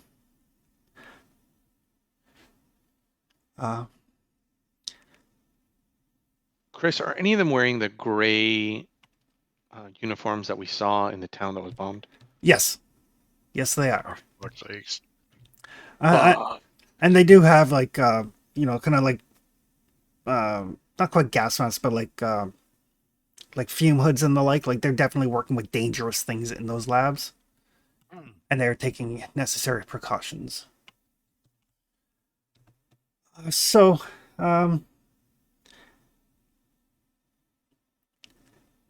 you were interested in what we might be doing, so feel free to ask whatever questions you like. I'm gonna lean over to our doctor friend and say, do we have any questions about that thing that we saw that time? The doctor wasn't on the initial mission. Oh, crap. the doctor must have read the report. Any and question seen about the report pictures. you read about the thing you into that? What's the dispersal rate of the agent currently being experimented on in this chamber? Oh, this one, unfortunately, not quite as fast as we would like. It seems to degrade very quickly once exposed to an oxygen-nitrogen mixture like is common in an atmosphere. So we're working on ironing out the bugs in that one. Understandable, because that's more resequencing is more likely to get you successes than taking the time to alter the atmosphere itself of a planet. Yeah. Doyle, give me a perception check. That sounds bad. It's This because is of where where he your notices position. there's like colored gas coming out of the vents. That could have been worse. What check did you ask for? Doyle, just because he's right beside the door. Yeah, Okay, sorry, thank you. yeah. It's based entirely on where you're positioned. Yeah. So yeah, Doyle, you do hear that door lock behind you. Ah, for fuck's sake. Curse your sudden but inevitable betrayal.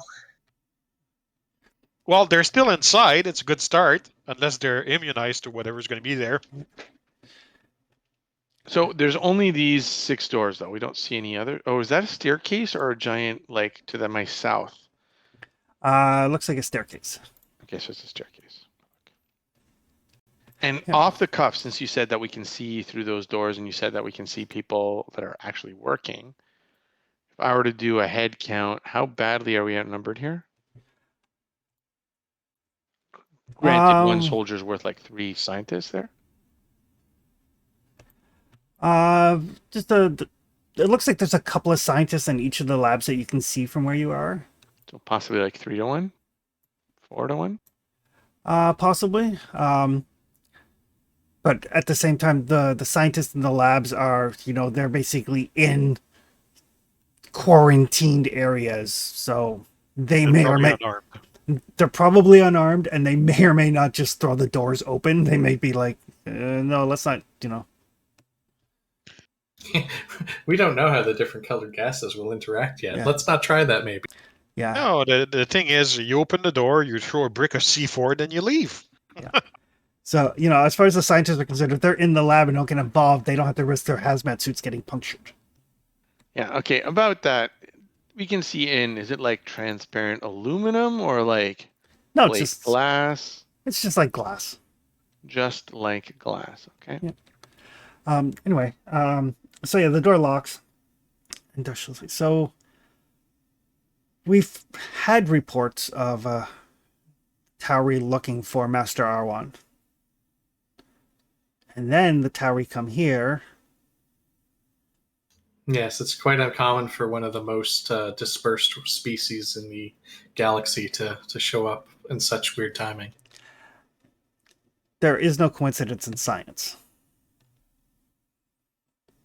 No, however, finding the causality versus the coincidental beliefs of the unenlightened can take longer than just the initial response. However, of course, there's Occam's razor. Yes. So, I'll ask again, would you like to stay until our master arrives tomorrow? Really? No. I mean, if we're asking politely. That is unfortunate. Because he would very much like to meet you. Well, we can come back tomorrow. I believe think they're you, not willing to take the opportunity for that not to fall through. Right. Or But, to fall through.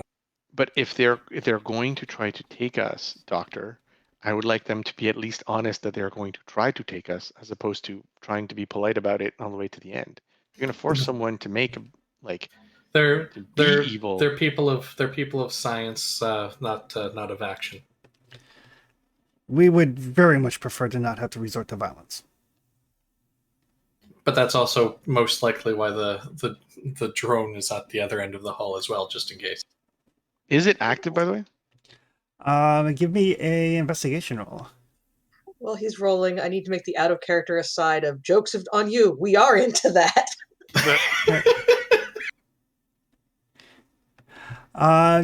Yes, you can see that it is powered up. And the last group of these that we saw, the captain found like a haptic suit or something to control those. Yes. And one person of our crew, I don't remember who it was having fun trying to figure out how the two captured one worked, right? Yep. Who was that? Probably Doyle. Yeah, That seems like a Doyle thing.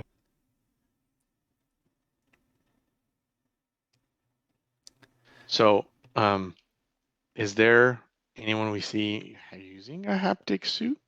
No, there's not. But you do see that combat drone at the end basically stand up to like full attention. So it's getting orders from something. Or it's programmed. Huh. Is your unit a command interface based on a electronic wetwork system, or is it pre-programmed? No, it is autonomous. Interesting. It's always interesting to develop some robotics. That's an improvement, isn't it, over the last ones? No. The last ones were field units. Would you care to put down your weapons and come peacefully? Well, take a look at the options here. We're all in a small area with a giant robot, unknown weaponry. You're in here with a few Tory with weapons of their own, surrounded by potentially volatile gases, separated by windows. I feel like there's a little bit of a standoff here, wouldn't you think? I don't believe so. I'm looking around at my crew and saying, like, am I misjudging the situation here? Like, if we open, like, not saying it, but I'm looking around, like, looking at them and looking at the windows, like, what's our play here, guys? Well, Yeah. with the knowledge presented to you as it is, that's a fair assessment. Yeah. And Giovanna and Darshell will kind of just back up a little bit, and that combat drone starts advancing towards you. And by advancing towards us, I hope it's with the adjective menacingly, right? You can see you don't see any ranged weaponry on it, but you do see like electrical impulses kind of running over its forearms and it's built-in tasers. Zadkins, built-in Zadkins. It's gonna shock fist you. Yeah, I don't like the idea of fisting and shocking. You'll be stunned by the outcome. Stunning conclusion. Okay, Chris. Yep. We've seen one of the a prototype of these. This one's humanoid and bipedal, right? We have run some tests on it. how effective is our weaponry if we just open fire on this thing, or we just bounce off because it's armored, and we don't necessarily have anti-armor weaponry And on it? how effective might acid be on something like this? Essentially, the way it works mechanically is if the weapons are 2 or more tech levels beneath the armor, then the armored person has resistance, which means all damage is halved. Okay. So towering weapons are tech level 2. This drone could be tech level 3, could be tech level 4. It's most assuredly not tech level 5. We do have one person with a talk staff. And one so person with a Zat gun. so in that case, guessing at chemical attacks are just like a default low point. They are basically whatever tech level your kit is, so it's tech level 2 because it's Tauri. Okay, I was asking because sometimes mechanical things are are vulnerable to certain things. All Yep. right, thank you. Yep. But it means like if you go out of your way to get a specifically higher tech level kit, then it would be considered to be higher tech level for damage purposes. Well, that's a goal. Shit, I need to do something like how. I'm asking the out of character. How do we want to like? I don't know if you want to consider this metagaming or not, but how do we want to proceed here? Is this like a situation like cinematically where we just like put down our weapons and hope for the best, or this is a scene where we like fight for our lives here and do whatever it takes? Well, it comes down to what state do you want our possible interaction with R1 to be? Do you want to do it as potential prisoners looking to escape following that, or do we want to do it completely on our own terms? I'm usually not team murder hobo, but I'm kind of for a shootout here. It's not murder hobo. This is self-defense. Right, like I am team destruction right now. Practical. I will point out towards much earlier questions on our scenario and situation. Should you win Team Murder Hobo, that does present itself with an opportunity to haul them out at gunpoint into the gate. Well, that's kind of the thing. Talking about hauling people out at gunpoint, and Chris, I don't know how you want to run this game. If you want to run it like we don't talk about the stuff out of game, we only talk about it in game. It's up to you to tell me if I'm going too far here. But to me, like there's an entire standoff play that's possible here. There are 2 unarmed important people next to us while we're armed, and the entire idea of holding a gun to their head while we slowly back out and try to exit is a time-honored tradition in kind of like TV shows. Yep. Definitely something you can try.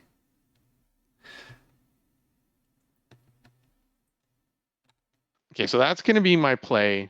I don't know what the military hand signal is for grab some prisoners and get us out of here, right?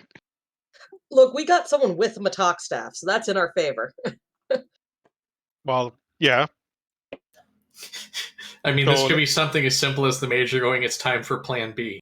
Yeah, I guess. Yeah, it's As time long for as it's not Plan M. It's time for Plan Kidnap. Did I just see a roll for initiative? Yeah. Yes, because the order in which people do their things is going to matter. So, all right. Well, how do we roll our initiative, Captain? Now, Or you major. guys can take my initiative. Remember, but you have to declare it before you roll yours. But Yeah, you get to roll yours before we declare, though. No, Yeah. you have to declare first, but he does get advantage on initiative. So. Oh yeah, I get to roll advantage. I generally just take my own, but that's because I'm the medic. I have less. It will impact not on let the me combat. roll initiative twice. So let me roll another D20 and add 2. So an 18 instead. No, that was So Entreo. how do you roll That's initiative? Entreo. I click the initiative word on my character sheet.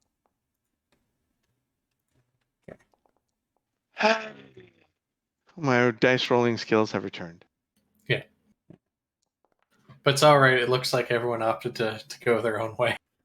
Yeah, and it seems I'm first. 7. That's okay. I don't mind being late in You're line. on the same initiative as Jovan. You are. What's Doyle's dexterity? 16. All right, you go first. Oh shit, that wasn't the plan. Well, I mean, plan B gives you options, right? Plan D, demolition. Although, before we actually get into this, Plan B, bodyguard, as in they're guarding your body from shots. Plan B is going to be bio break. Works for me. Okay. Oh Good God, timing. don't tell me. Hardison doesn't die in Plan B. That's right. So, do we play now, or you're on bio break? Before we start this, we'll go bio break so everybody can formulate a plan, and I can go to the bathroom. Yeah, Okay, we're only about 7 minutes ahead of when we normally would take that break anyway. Yeah. Okay, I'll go get a glass of water. Brave of him to assume that we'll actually have a coherent plan. Our coherent plan is get them.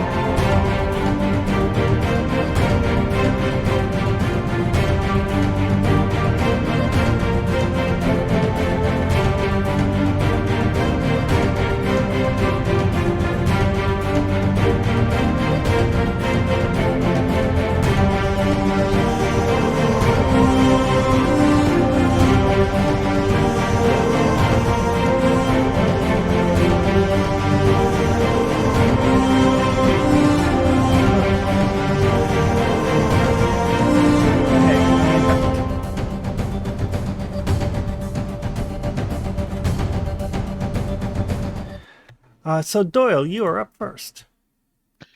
Well, are other people here? Do we want to wait for them just in case? Oh,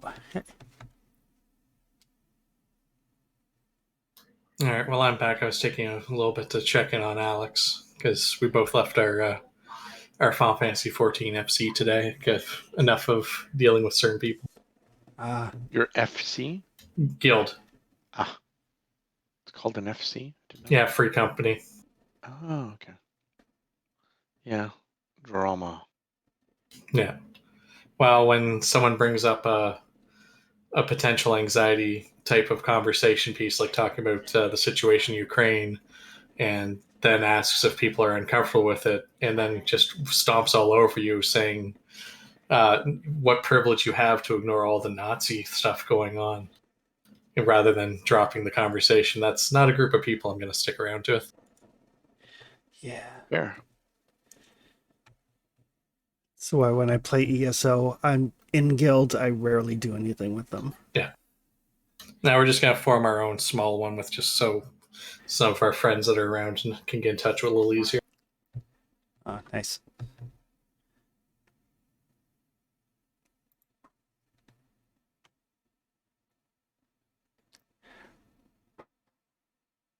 Alrighty, is Tegan back?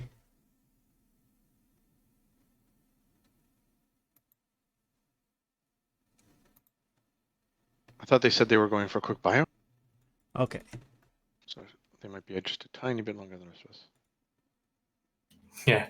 I threw something semi-quick on that I can leave and check on, because other than healing, I don't usually make a big impact on the fight itself.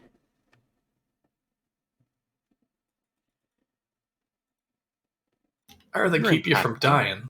You're impactful. You have like truth serums, don't you? Technically. Oh, I do have explosives as proficiency. Yeah, You're we all do. back. Oh, yeah, I'm sorry. Our tension die still D6? Actually, it would go up to a D8. Okay, thank you. Yeah, with a giant robot bearing down on us, I'm gonna go. It's D8. Well, we have to be aware, so that's why I asked. All right. So what does D8 represent? It'll affect Antreus' healing if he has to do any healing. It'll affect any mooks or minions that you need to deal with, that sort of thing. If you elect to do auto fire, it'll increase the damage of your weapons. All right, Doyle, you're up. I think something that might just change or give us more options is to test that code and open the door. If that door opens, there's no way in hell they're going to blow up these labs. The chemicals or whatever could go out and kill everybody. Gotcha. All right, since you did make your roll early, you did notice the code. So give me, let's call it an engineering check, but the DC is only 10. Do I get advantage? Yeah, you would. It is high-tech enough. Well, it's unknown. Yeah. Okay. So yeah, very quickly you're like beep beep beep beep beep, and you hear the door unlock. It doesn't open, but it unlocks. This feels almost Bugs Bunny-esque, like, oh, deek, open. Well, is that the end of his turn, or is that like I forget? You get a move and a standard, right? Yeah, you get one free interact, and then you can use your action to do a second one. So if he wants to open the door, that will take his action to unlock and open it, but then he can still move. I'll open it. Okay. Very Bugs Bunny, and I love it. And I'm just standing to the side. Maybe that column is going to prevent me from getting any incoming fire. Alrighty. Is the droid bigger than the door? It looks like it can fit through, but it'll be like scraping across the sides. I'm going to go through slowly. Yeah. That will take us to Jovan. Jovan, Do they look surprised that we opened the door? he looks curious. But then he's going to step up to the captain, or the major. Seriously? Yep. The scientist? Yep. Yeah. And he's going to reach in and pull out some chemicals. Oh, Sound familiar? I don't like chemicals. So I need you to make a dexterity save. Both of us, or is it one of us? Just the major. Gotcha. Oh, fuck. Of course. I think everybody wanted a promotion, right? Okay. All right. So he reaches into like a pocket and he throws out like this powder into your face. You take 25 acid damage, Holy shit. and you are blinded until the end of your next turn. I will note the damage is non-lethal, so if you hit 0, you don't have to make death saves Yet. yet. Yay. D8. Combat might be reasonable outcome of events, but it is still non-lethal by default. Nice. Yeah. That will take us to Antreyu. Well, it sounds like someone actually might need urgent care. You know, being just acided in the face. Acid to the face. Damn it, rally doesn't happen when I want it to. How did a question that doesn't need to be answered until my turn, but I do need to know how unarmed slash martial arts works in this. Do you have the martial arts feat? I thought I did because maybe I did short range because I have Tari military and I didn't take long arms or heavy, so it would be martial arts. I should be proficient in that. Yep. So yeah, it'll basically martial arts will increase the damage with your hand-to-hand attack.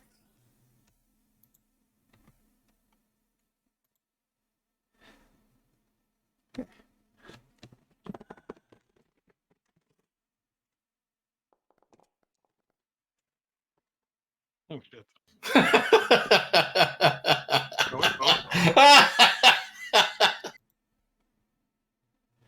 You're having too much fun at our expense. That was beautiful. I mean, my DC's easy, thankfully, but that's hilarious. I just gotta look up the healing. That has been like forever since we did anything.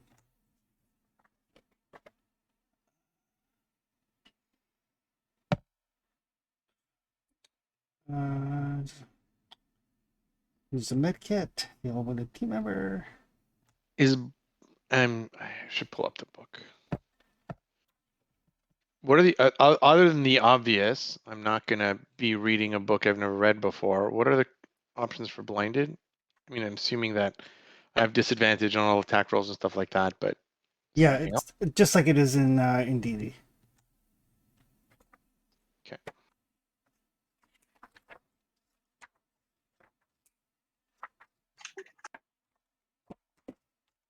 Bear with us as we look up healing rules. Yeah, I just checked the kit, so the base kit is 2d8 because I'm proficient. Yeah, so it would be 2d8 plus your proficiency modifier.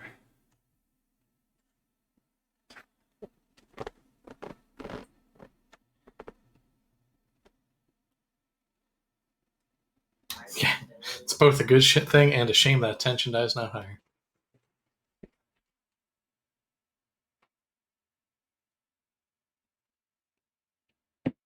So that 12, is that your DC or is it what I heal? No, that's just I have to hit. I still have to hit a base difficulty to make sure I'm treating you properly. Okay. I think it's like 10, so. Yeah, So my character gets to yell, the goggles, they do nothing. But you do heal 12. and I did deliberately pick my placement. Yep. You mean like to the face? No, I mean as in I'm positioned blocking the robot and the other scientist. That doesn't cure any status effects, right? Just straight up health? Just straight up health. So the robot is going to advance, and it is going to take a swing at Antreyu with its... Disadvantage. Yep.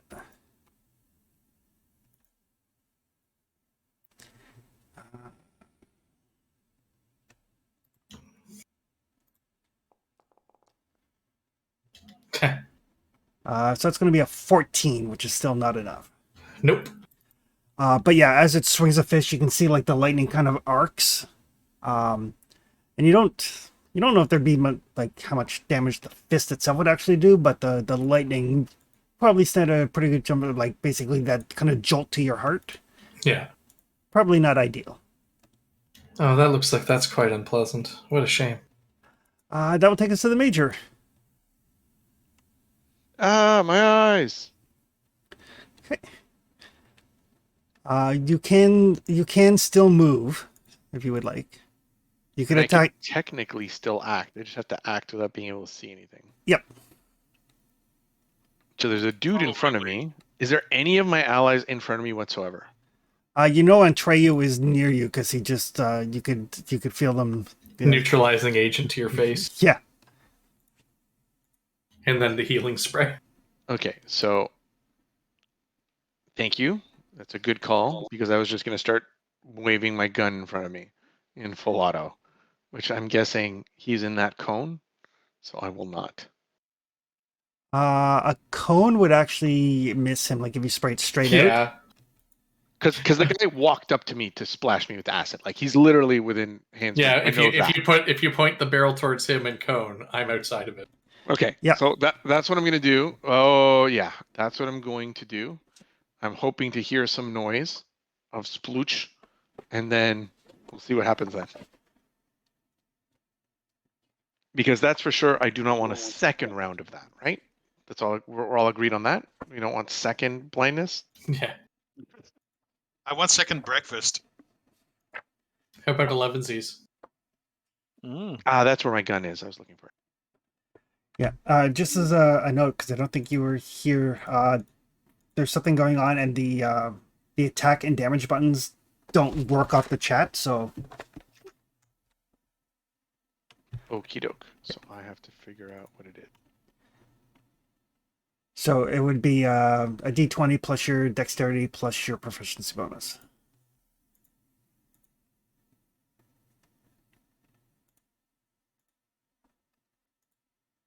So a d20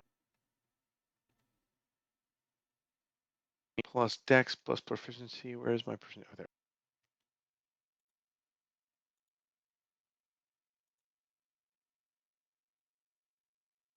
And do those feats do anything? I think I had feats for stuff. Hold on very quickly.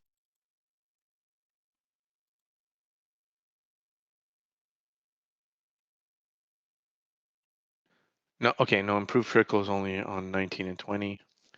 And then if I'm not aiming or anything, I'm doing like full auto. So my assumption is there's something that changes for that. You do more damage. For every 10 bullets that you fire, you do 1 tension dive damage to a maximum number of tension dice equal to your strength modifier. So yeah, so I'm gonna do that. I don't know how the rules work right now. I'm just spraying in front of me, and I don't know how much I can burst, but I'm trying to empty my clip at this point because I can't see anything. Yep. So you can fire off 20 rounds, and then you'll add 2d8 to the damage.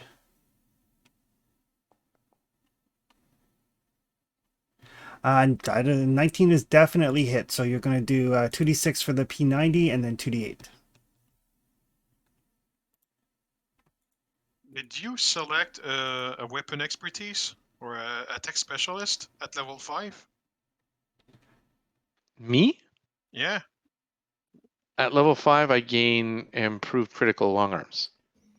Yeah. Yes, but everybody gains a attack specialist, and you select one weapon proficiency where you double the damage dice. I don't have that on my sheet. Yeah. So assuming you chose the It would be longer. P90. Yeah. So then it'll be 4d6 and 2d8. Oh, and I mean, because I'm just double checking something. You healed another 3 on top of that, by the way, because it also lets me add my wisdom modifier. Oh, nice. 3 healed. Here comes incoming damage. But that's one target, or is it a burst? Do I hit the robot behind him too? No, it's just one target. What? Just took a moment to read my first response that lets me just keep healing people. All right. So yeah, you're just gonna fire up blindly. Oh, that attack should have been at disadvantage.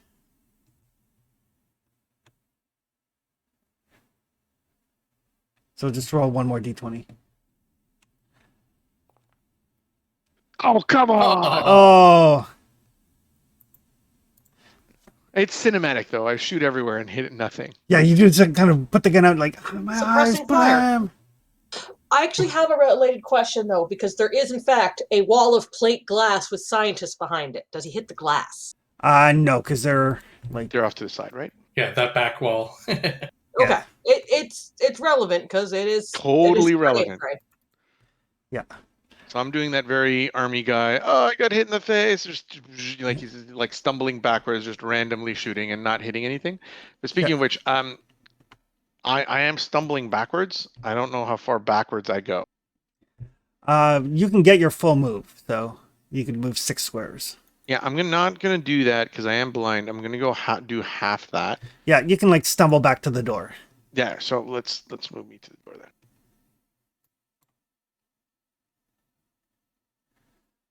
Like that. Right, perfect. That will leave us with Darshell. And let's shoot first, stumble later, so I don't accidentally grab somebody else in the car. Yeah. He does not have a melee weapon, so he can't actually take an attack of opportunity. She is going to throw a chemical concoction at your healer. Yep. My healer's immune to chemicals. He's not even human. Won't tell. So that is a dexterity save.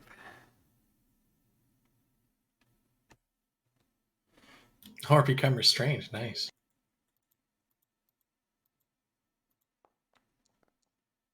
Oh, it looks so good for a moment. Oh my god. So that is going to be 20 cold damage. How come you keep dealing so much damage and we suck? I'm only slightly below average. So yeah, 20, not a problem. so yeah, she throws this thing and you feel like just like this like liquid nitrogen sheen kind of all over you, making it a little bit hard to move temporarily. Are you restrained or slowed? Restrained. Restraint.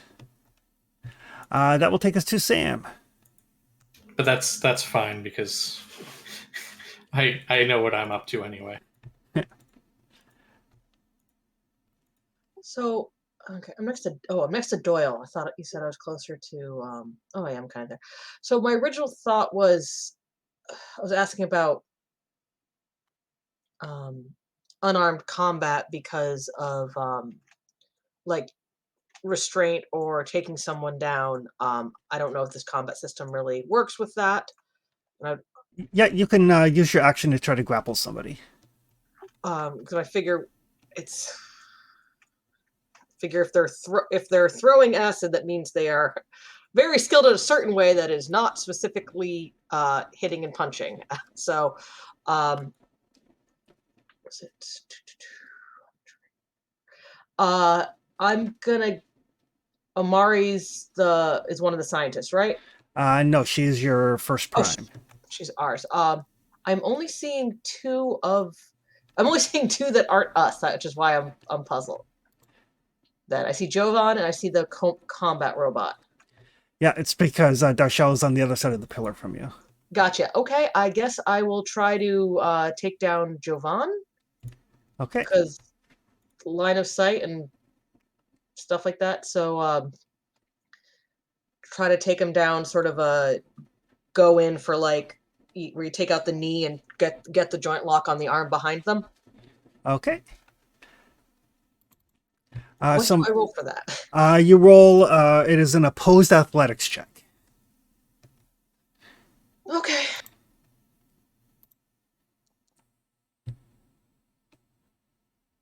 Guys, we are not making it out of this room with rolls like that. 13? Yeah, he only rolled a 2. Oh, I thought that was her. Magically, it wasn't my roll. All right. That was almost a botch. Wow. Yeah. So you go up to him like just after the captain's kind of backed up, and you like kick out the knee, grab him. So he is grappled, which means his movement is reduced to 0, and then you can drag him with you, but you move at half speed while dragging him. Well, right now he's between me and the combat bots, and kind of between me and his wife. If I can twist a little, so like if I can. Oh, there's a pillar there. Drat. But at the very least between me and the combat bot, so he's not in a horrible position for me. Okay. Unless the plan is, was the plan for it to try to drag him out? Because I can start moving back with him. Right now, I'm going to say the plan is survive. Oh, right. But sorry, was originally the idea being take them out. Yeah, you can drag him like back to the door. Yeah. I'll also make sure Omari has a nice line of sight on the things coming, so I will do the step back. Okay. Dragging him with you. Yay! We have nice partial cover with this human shield. Here you We go. have a hostage. They have a hostage in the form of our doctor. Invisible doctor. Invisible Doctor and our first prime, or our lady looking to hit things, is about to act. Yeah. So she will step forward and she will fire off a plasma blast. I like how you say it nonchalantly, but I feel like it's actually like epic in terms of size. I'm hoping it's epic in terms of size. That's what she said. Holy fuck. So plasma blast goes off. To no effect. What's I the make a speech terrible about hostage. What's the speech about weapons of terror versus weapons of war? But Yep. she will step forward a little bit to hopefully kind of maybe draw the combat robot's attention away from Antreyu. Yeah. This is How actually selfless. weapons of cotton candy is what we're firing. That'll take us to Doyle. So just functionally, have we dealt any damage? No. Okay. Are we looking at dealing damage, or are we looking No. at? I was just curious at how effective we were. I'm not saying that the captain wasn't effective. I'm just saying. So the doctor's in trouble right now, right? Technically. Yeah. Okay. Could Doyle move here and shoot in extremely close range with the Zat, Darshell? Oh, yes, absolutely. I like that. It's a form of backstabbing or back shooting. Okay. How does the Zat work? So it would be D20 Yeah. plus D20 plus your dexterity because you're not proficient with it. See, the big thing to me is after I act, my restraint will wear off, so it'll go back to having disadvantage to interact with me anyway. Okay. I clicked on the Zat, then the attack Yeah. button doesn't work. Yeah. The attacking damage buttons aren't working, so just a D20 plus your dex bonus. Okay. So the dex bonus would be +3. Ooh, there you go. So that's 3 levels of exhaustion to her.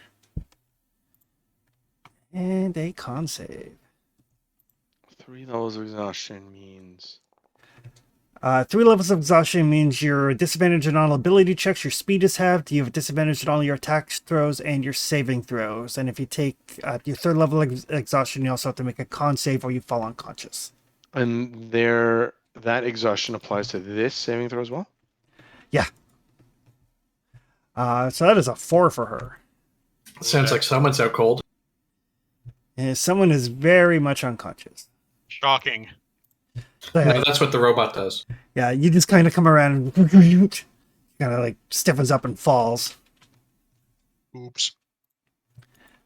That will take us to Jovan, who's going to try to break free of the grapple. So it is his athletics against Sam's. All right. Go, Sam. No. For a moment, I worried Sam. that was Sam's. That's exactly Oh, how no! it was. You had to say Oh, no. something. So a little bit of a scientist slap fight going on over here. For science. It does take his action to break free, though. He wanted to break free. If that keeps up, I'm gonna make a new AC/DC song, and you got the Zat. Yeah. You've been Zat Nictel-struck. We're gonna And, Zat all these fuckers. yeah. And he's just going to move away from Sam. That will take us to Antreyu. I'll use my bonus action for Physician Heal Thyself to get myself back some of that cold damage. Okay.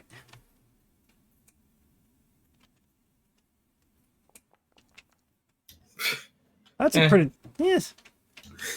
Average roll because it was the top and the bottom. Yep. But 15, that's not bad. No, not at all. 15 of the 20 I took. Yep. And you still have your action. I mean, I know Amari's not hurt, and no one else is in immediate range that has been. Last time you acted after me? No, I acted after Jovan, who got you. Yeah. Yes.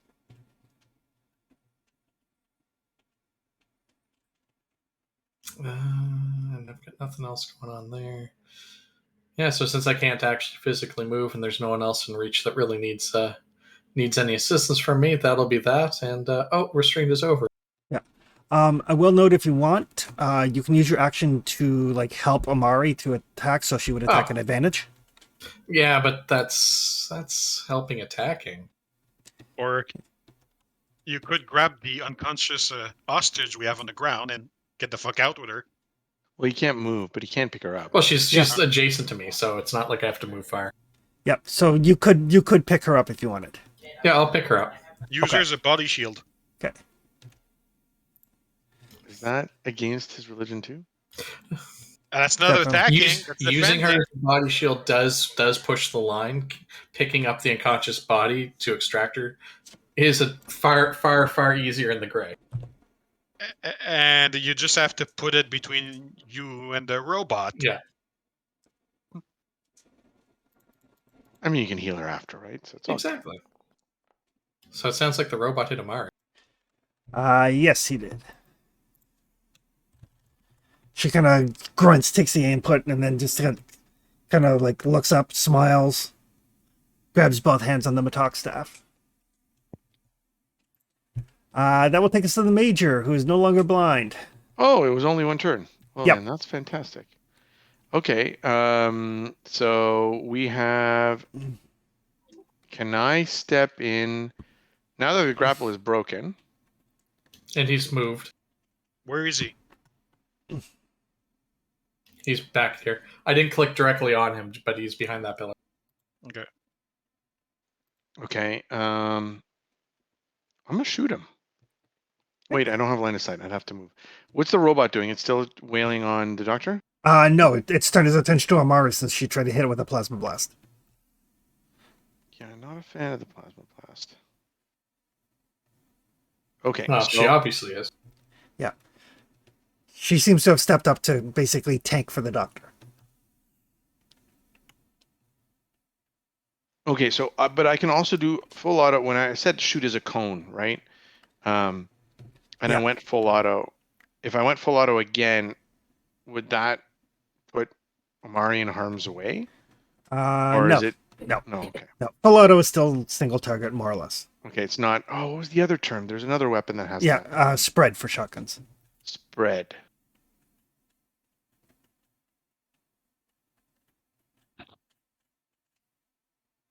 Yeah, I'm not going to take 2 steps forward only because that freaking doctor's there somewhere. So I'm going to do another full auto shot. So hold on. Oh. Second one. The hell? At least we know I'm not Shadow cheating, Lord right? rolls here. What the heck? At least we know I'm not cheating. I mean, it's expected for me because I'm playing a game. Can you But guys everyone stop else- dying? There always has to be one person per game that rolls like shit. We have Yeah, two but it's right been now. it's. I was gonna say it's actually been 3.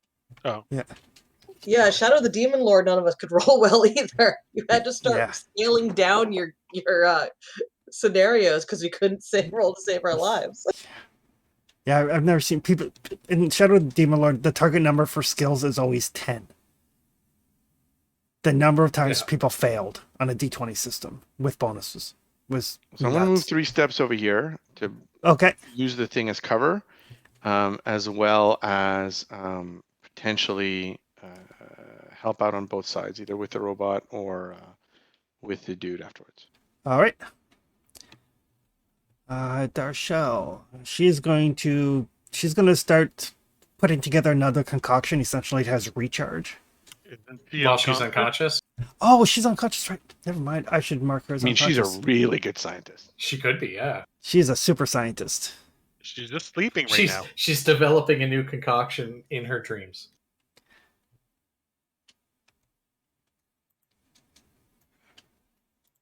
There we go. There we go. I will mark her as unconscious. That will take us to Sam.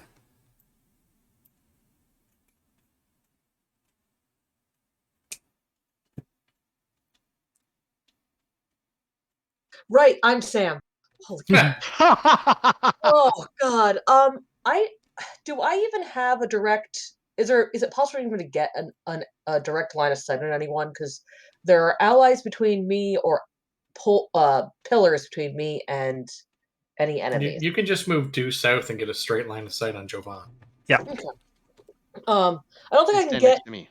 I don't know if it makes sense for me to get to him and try to do a grapple again. But I can definitely shoot him. Yeah. Try to shoot him. Try. Yeah. He's close enough. You could run and grab him if you wanted to. I mean, you can move diagonal to me too if you wanted to shoot him. It's really your call. Yeah, it's not. It's like he moved his movement after escaping because that's all he had. I'm trying to figure out what's the better. Should I keep trying to grapple and just keep this slap fight going, or shoot him? Well, if you keep the slap fight going, it does restrict his options enough that Doyle might be able to zat him as well. Yeah, you know what? Let's do it. Okay. Yeah, run up and grab him again. You're like, get back here. I think this time I'm going for the rather than the arm lock. It's more when you the choke hold pressure. Easier He to get. deserves to be choked. The Homer Simpson. So I actually haven't seen enough Simpsons to get that reference. You grab him around the neck with both hands, saying hello. Oh no! Oh, sorry, cat. And you squeeze him hard enough that the guy's tongue comes out and waves out. This was more. This is when you get the front of their neck is in the crook of your elbow, and your forearm and bicep are against the carotid. Aha. Okay, more of a standard sleeper hold. Yeah, but you could also. It's actually pretty easy to maneuver people in that one. Yeah. Because you can put pressure on their legs or the lower back and bring them down.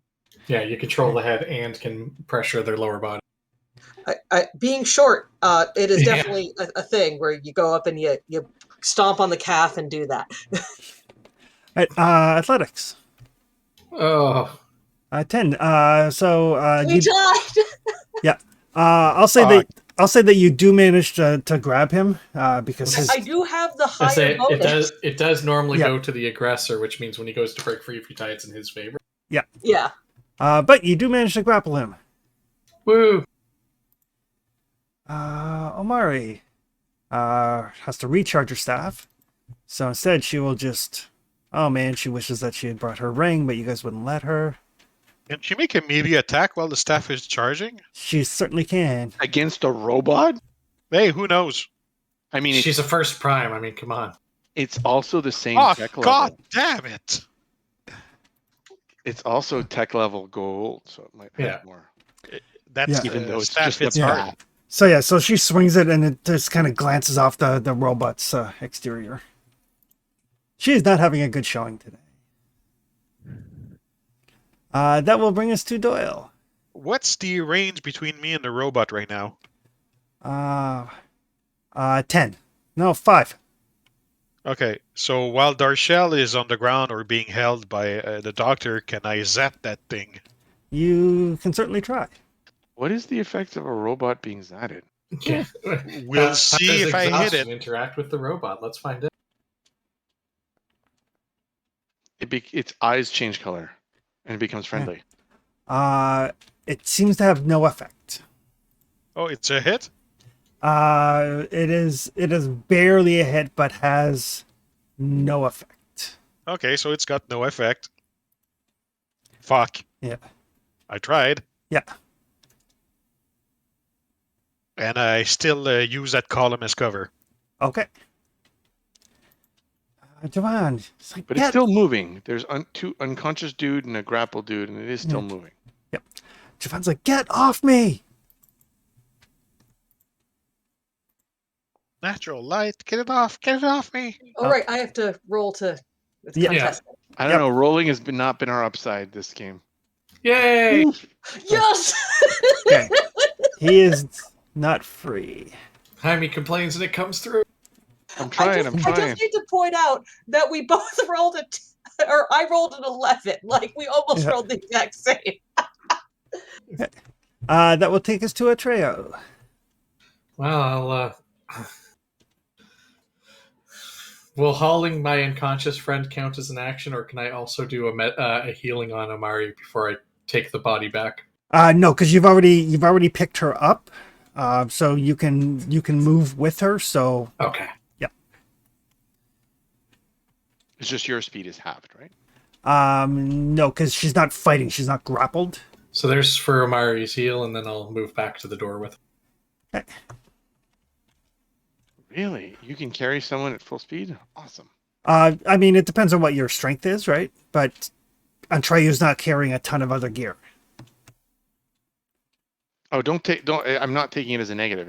It's interesting that they make it easy to move people around as a system. Yeah. Yep. The thing is, like, if you've grappled somebody, it's half because they're fighting against you. But where she's unconscious, just like, firemen carry over the shoulder and off you go. The robot.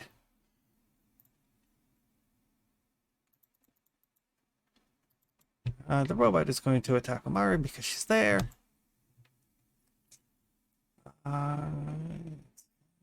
I know we haven't seen a lot of the robot. I mean, it's just wailing at whatever's in front of it.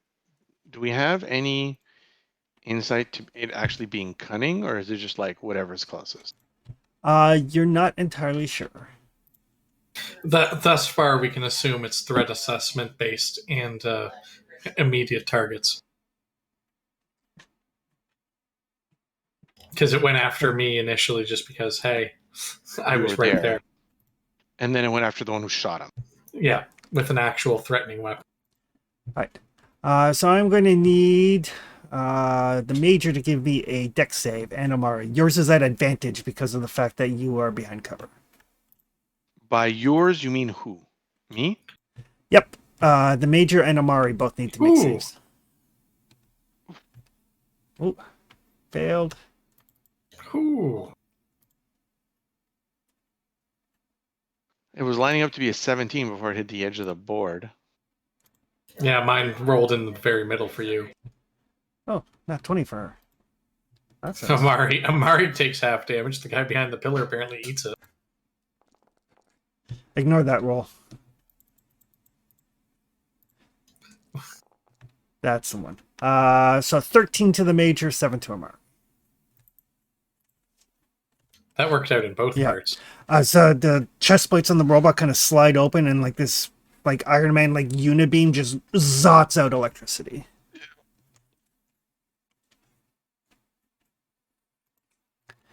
And that will take us to the Major.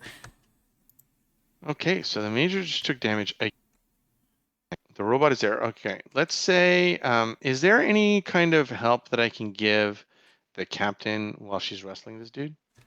She's got him now, so she could move, and then she could use her action to dash to move again, so she'd be able to get out the door with him on her turn. Okay, so weird question. Is there anything I can do to create separation from that robot and Amari? Actually, there is. I can hit the robot and switch tactics.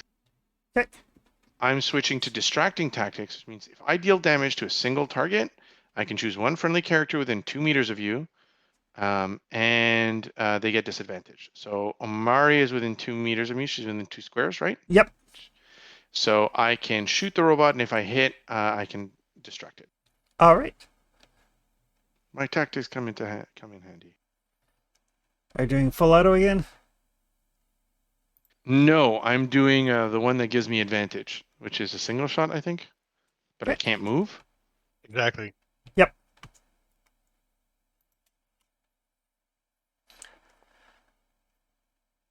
Good thing you have advantage. Oh, Do God. we have this? Do we have this video recorded? Yeah, You have it? yes.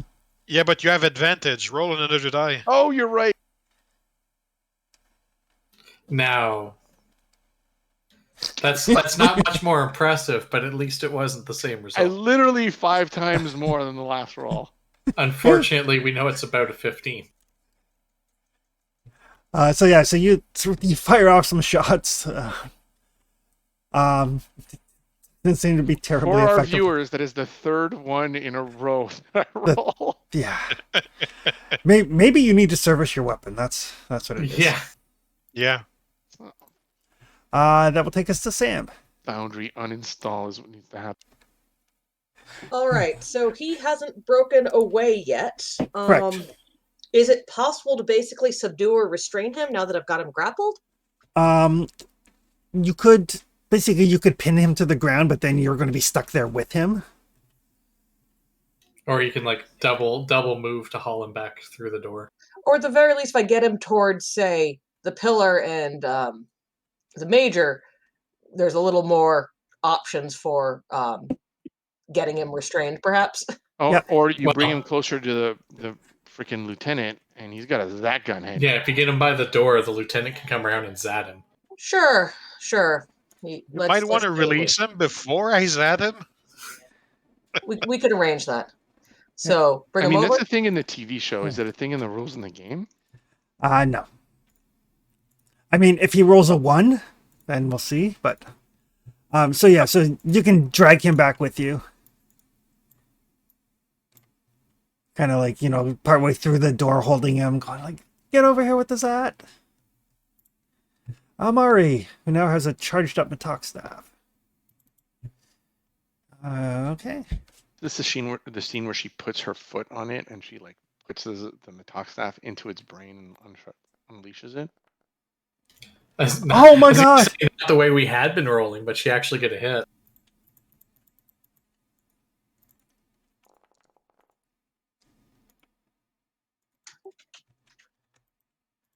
You can't ask for a more just above average roll than that.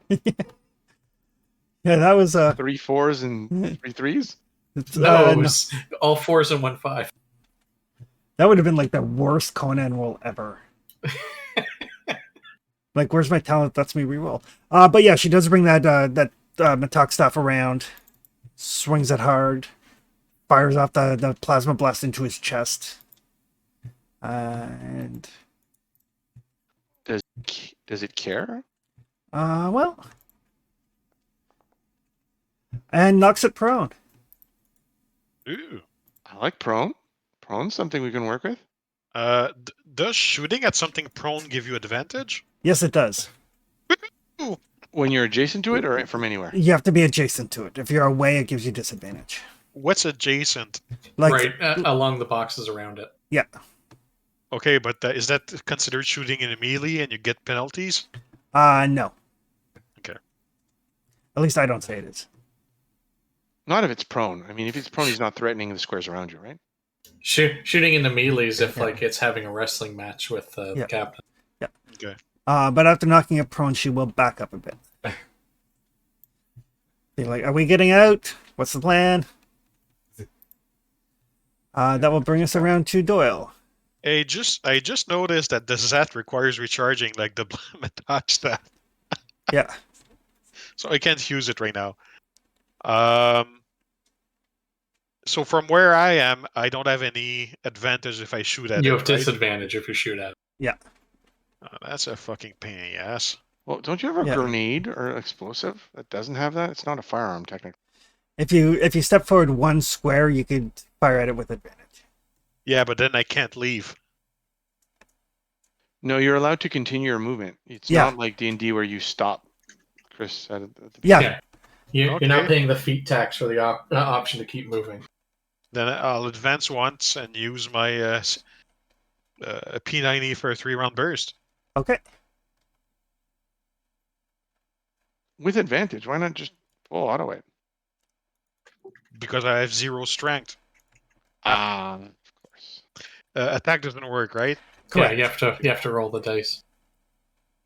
So, and I've got proficiency. So that would be +6.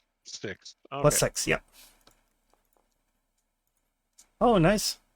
Who knows? Maybe I can. Yep. Let's see.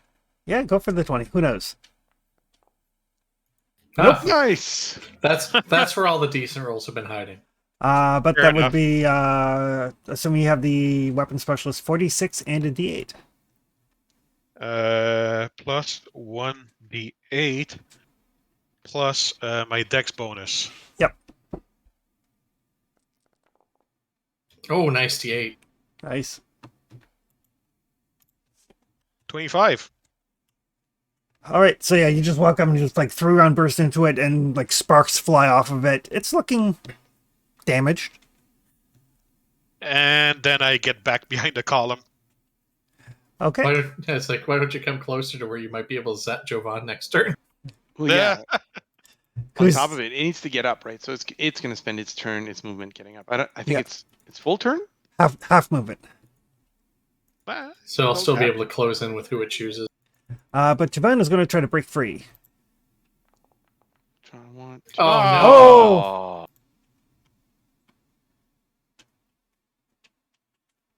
Come on, Sam.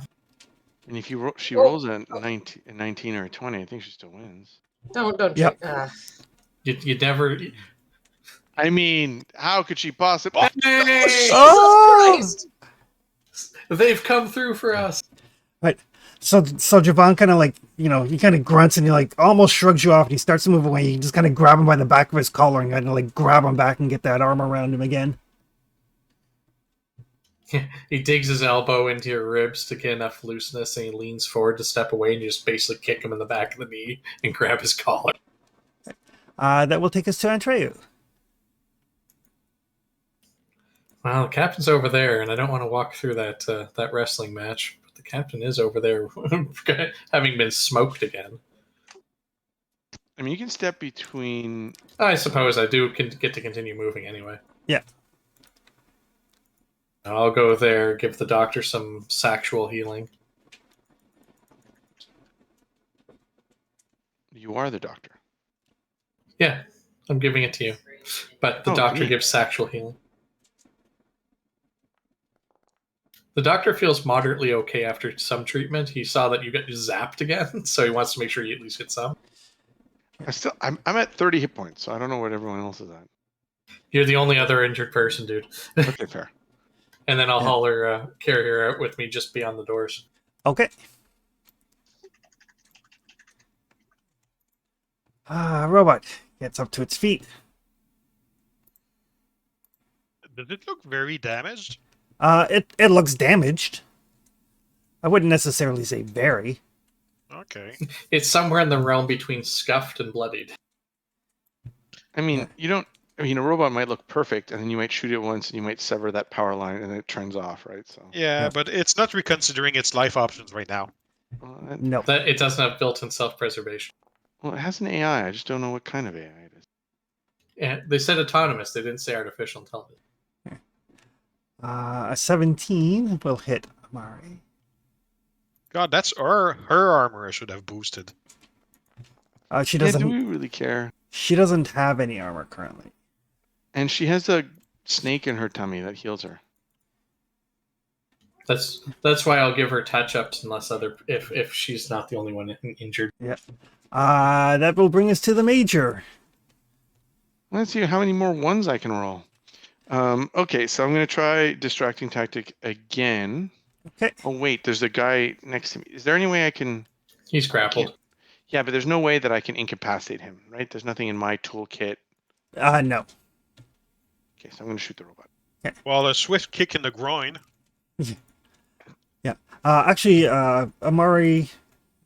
Oh! Oh, critical.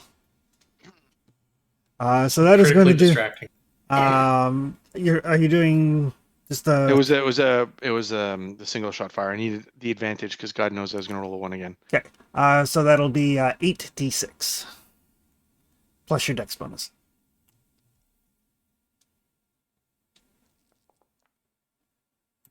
No, there's some of your ones. 27. God, you suck. I got 25 with half as many You die. did. Alright, so you're gonna lean around in your fire, and like sparks fly off the road, and plates are starting to fall off it now. And he gets disadvantage attacking Amari. Okay. That will take us to Sam. All right. So I guess we're dragging this. Oh wait, did we zap this guy yet? Not yet. Nope. The Zat was recharging. Okay, so it looks like I have to drag him out anyway, so we can do with further zapping. You pull him out. Okay, I'm gonna keep moving out. Okay. At the very least, he is a healthy meat shield. Yeah, you Okay. have less principal issues with that than I do. Okay. Amari, as a bonus action, is going to activate her collar. So you guys see this. Basically, as the headpiece comes into play and kind of snaps into place. Can't remember what the sacred animal to Isis is. I think it's an eagle. But yeah, the headpiece kind of snaps into place, and just before it does, you see her kind of smile and get a better grip on her staff. The sacred animals of Isis are cows, snakes, and scorpions. Oh, Yeah. nice. Maybe it's a cow head. Look like a minotaur. Move. God damn it. Maybe she can't see very well out of it. Maybe she hasn't cleaned it recently. That will take us to Doyle. How much of an emergency is it that we zap the other fucker? Or are we better off shooting that robot? If he's zatted, he doesn't break free and then do 5d6 plus damage and a status effect to people. Okay. Agreed. How many squares can I move? 6. So if I move like here and zap the fucker? Yep. Or try to zap him, I guess. Yeah, try. Oh, so yeah, as you do, you just kind of twist just the right way, the right moment. No advantage against someone being grappled? No, because he's not restrained. That's the big difference between grappled and restrained. I mean, if that's all it takes, I can shut him down. Yeah. Try a swift kick in the groin. His turn. He's like, and he's going to try to get away from both of you now. Of course. So, athletics roll from Sam. What we need is the cinematic pistol whip. Nice. So, no! I will keep this trend of keep just rolling better than him if I can. Okay. That's all you need. Okay. All right. That will take us to Entreyu. Well, I'll take the opportunity to evaluate Darshell's being unconscious and reinforce that. Yeah, she is very unconscious. She'll be unconscious for probably at least an hour. Excellent. You don't have sedatives, right? You don't. I have like, sedatives. I just usually can't use them on the unwilling. But someone that's already unconscious is a fine line. Yeah. So yeah, you make sure that she'll stay asleep for her own good. Yeah. Is that the paramedic code where if they're too sick to be able to say something, that's because they want the medication that's required? It's more like I'm going to walk the line of if she gains consciousness before a certain point, odds are she's going to get shot. So you're really saving her from getting shot. Yeah. No. She might get zatted again before it's completely clear from her system, for example. You're just treating her for potential pain. Okay. The robot rolled a 7. So It also has disadvantage, so it rolled less than 7. maybe. That'll take us to the Major. The Major will shoot it again. Okay. I'll do a standard shot though, so I can move. Okay. And I don't know what the difference between all those different shot types is not specific, so it's just a regular shot, I guess. You can bonuses to damage. A 3-round burst. Yep. 3-round burst gives you a tension die to the damage. 14's gonna miss though. 15 is the sweet spot. Well, then I miss, but I move. Okay.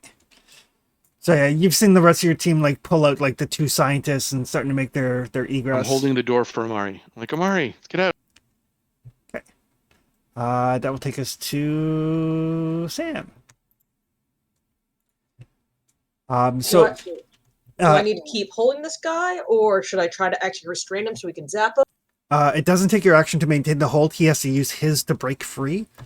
So you can basically make another athletics check to restrain him.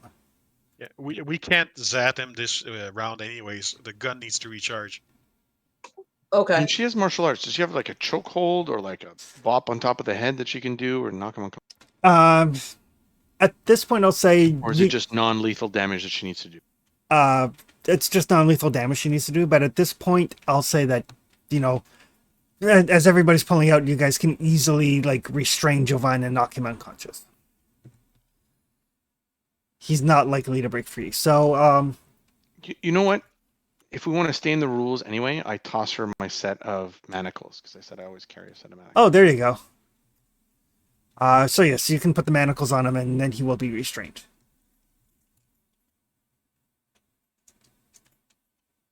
Okay. Basically, I would like to. It sounds like I can spend my turn getting him officially restrained. Yep. Amara will start to back up. Robot will take a swing. I knew those manacles would come in handy one day. Oh, and not 20 from the robot. Is it unibeaming us? We're all in a line, I just realized. No, it didn't recharge on. This is his attack of opportunity as Amari moves away. Ouch. Jesus. So yeah, as she moves away, he just clocks her, and you see that electricity arc all through her body, and she kind of stiffens up and kind of falls down to one knee before dragging herself back up with her Matok staff. Okay, she's not completely down, which means I don't have to carry her yet. Nope, but her staff is charged.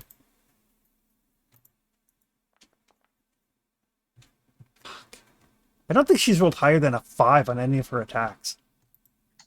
These Or me first both. primes are not impressive. They're really not. You guys are like, we can take a dozen of these guys. Yeah, they can take a dozen of those guys. What a cow. But she will kind of move her way through people. And we can close the door. I'm assuming the robot doesn't have the code to open it. Probably not. So I'll close the door and More- lock it. More importantly, it didn't look like it had fingers. So I close the door and lock it. All right. Perfect. All right. So yeah, so you guys have mentioned make your exit from this lab. You have the scientists that you came here for. We're surrounded by how many guards? So can we stuff take off my sock and just sort of stuff it in his mouth so he's quiet and doesn't call for an alarm? And there are a bunch of other scientists in that room. Is there an alarm that's gone off? Is there what's going on here? There were not. There were a lot of scientists that were staying the hell out of the way of the bullets and caustic agents and lightning and stuff. Well, yes, but they're still there. I mean, I'm assuming there's a button that they can push to alarm or something. I find it surprising that we're going to be allowed to walk out of here. There's probably an alarm in the laboratory, but not in the individual labs. There's 12 guards total, eh? And yeah, you guys didn't see a whole lot of people. So Basically, you're saying that if we are very fast, we could get out of here, extract with our people? you've got a very slight window before, they stayed in their labs because shit was happening. Okay, so here's the plan. We're making our way to the stables. We are letting the horses loose and taking the horses do we have enough people that know how to ride horses so we can get there faster to the gate? Gotcha. All right. I will get a group stealth roll. So everybody roll stealth. Roll what? Stealth. Roll what? He doesn't know what Yeah. how it's spelled. I know. I'm not particularly stealthy either. Yes! Most of us have no idea what it is. The invisible guy rolls a 20. Yeah. Everyone cares? else is I'm proficient and trained in stealth, and the fact that I have things to get around it anyway. Can you make all of us Amazing. invisible? No, sadly, no. Damn it. I thought I rolled the 20. I was suddenly excited. Ah, Right. well, Oh. on the bright side, me and Darshell will get there. That's not how it Yeah. works, but Yeah. in joke. Well, the way group roles work is as long as half the group or more succeeds. Yeah. And the DC was only 10 because the guards, apparently I forgot to give the guards the perception skill. That makes sense. They just do what they're told. Yeah. So basically there's a very short window of about 30 seconds or so before the scientists feel like it's safe to come out of their labs, and then the alarms sound. But that gives you enough time to get away from the lab door and then, kind of like duck into hallways here and there as the guards start trying to figure out what's going on, which gives you enough time to make your egress from the castle. Were we able to stick to the plan to get rid of their horses? Like blowing something up on the way out slow any sort of response, or did it take too long to set that up? It would take too long to set it up. Worth I'd asking. just leave a brick or two of C4 at the gate and blow it up. Yeah. Hoping that it'll crumble and prevent people from using it. I mean, more importantly, the only way they can catch up to us is on those horses, right? So, because there wasn't any kind of flight or anything like that. So, Correct. I don't know if we can just let all the horses out of the stable and if it'll slow them down. And that's takes no time. Yeah. It's basically narratively, you guys can easily do that on your way out. Because you don't have to do anything with horses. You just open the door and make some noise. But yes, you guys can. By the time you get back to the gate with your with your Yes. guests, you're kind of like huffing and puffing from the thicker atmosphere. But you do manage to get to the gate with your prizes. There are, you can see the guards kind of on the horizon coming towards you. But as they kind of get in position, some crossbow bolts start firing in your general direction. Sam manages to hit the gate coordinates and whoosh. I actually have. Actually, I think I failed my first wisdom roll on this, unless I didn't. I have at least one Eureka point, if not two, to go into opening the gate faster. So you guys have successfully managed to get away with the scientists. Whew. And you also know that apparently Arwan himself is coming to this location tomorrow. Yep. All Giving us a kinds of- tight window to get home and back. If we choose to come back. We can still put a few bricks of C4, bury it around the gate as a booby trap. You're obsessed with your C4. Yes, I got tons of bonuses with them. Oh, make sure you use them next session. How about that? But yes, you guys have managed to, against some surprising odds, managed to abscond with the scientists, which was kind of sort of the plan when you came. Things just kind of, we were like, oh, he is running a different game than we planned for. Oh, I guess we're doing it anyway. It is how it goes sometimes. It is how it goes sometimes. But yes, so you do have a couple of scientists that you can debrief, and you can decide if you want to return tomorrow to meet the System Lord. Or something else. Or something else. Right, but we will call it there since it is just after 11. Good timing. Everybody gets 3 mission points. Ooh. And remember, you're at the point now where you buy individual feats with your mission points. So, Ooh, a total of 6 available to spend. That might be worth something. yeah, the really nice feats are tend to be 9 points? between 5 and 9 for the really Yeah. nice ones. I think the one I was looking at's at 9, but I can look on free time, obviously. Alrighty, so we will see everybody next week. Can I uninstall the die roller and reinstall it? Is that how you do that in this game? You can if you use dice to dice, you can actually change the appearance of your dice. Yeah, Anita does that from time to time. These dice are cursed, and then she changes the virtual dice.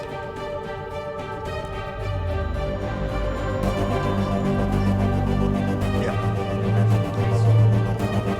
Alrighty.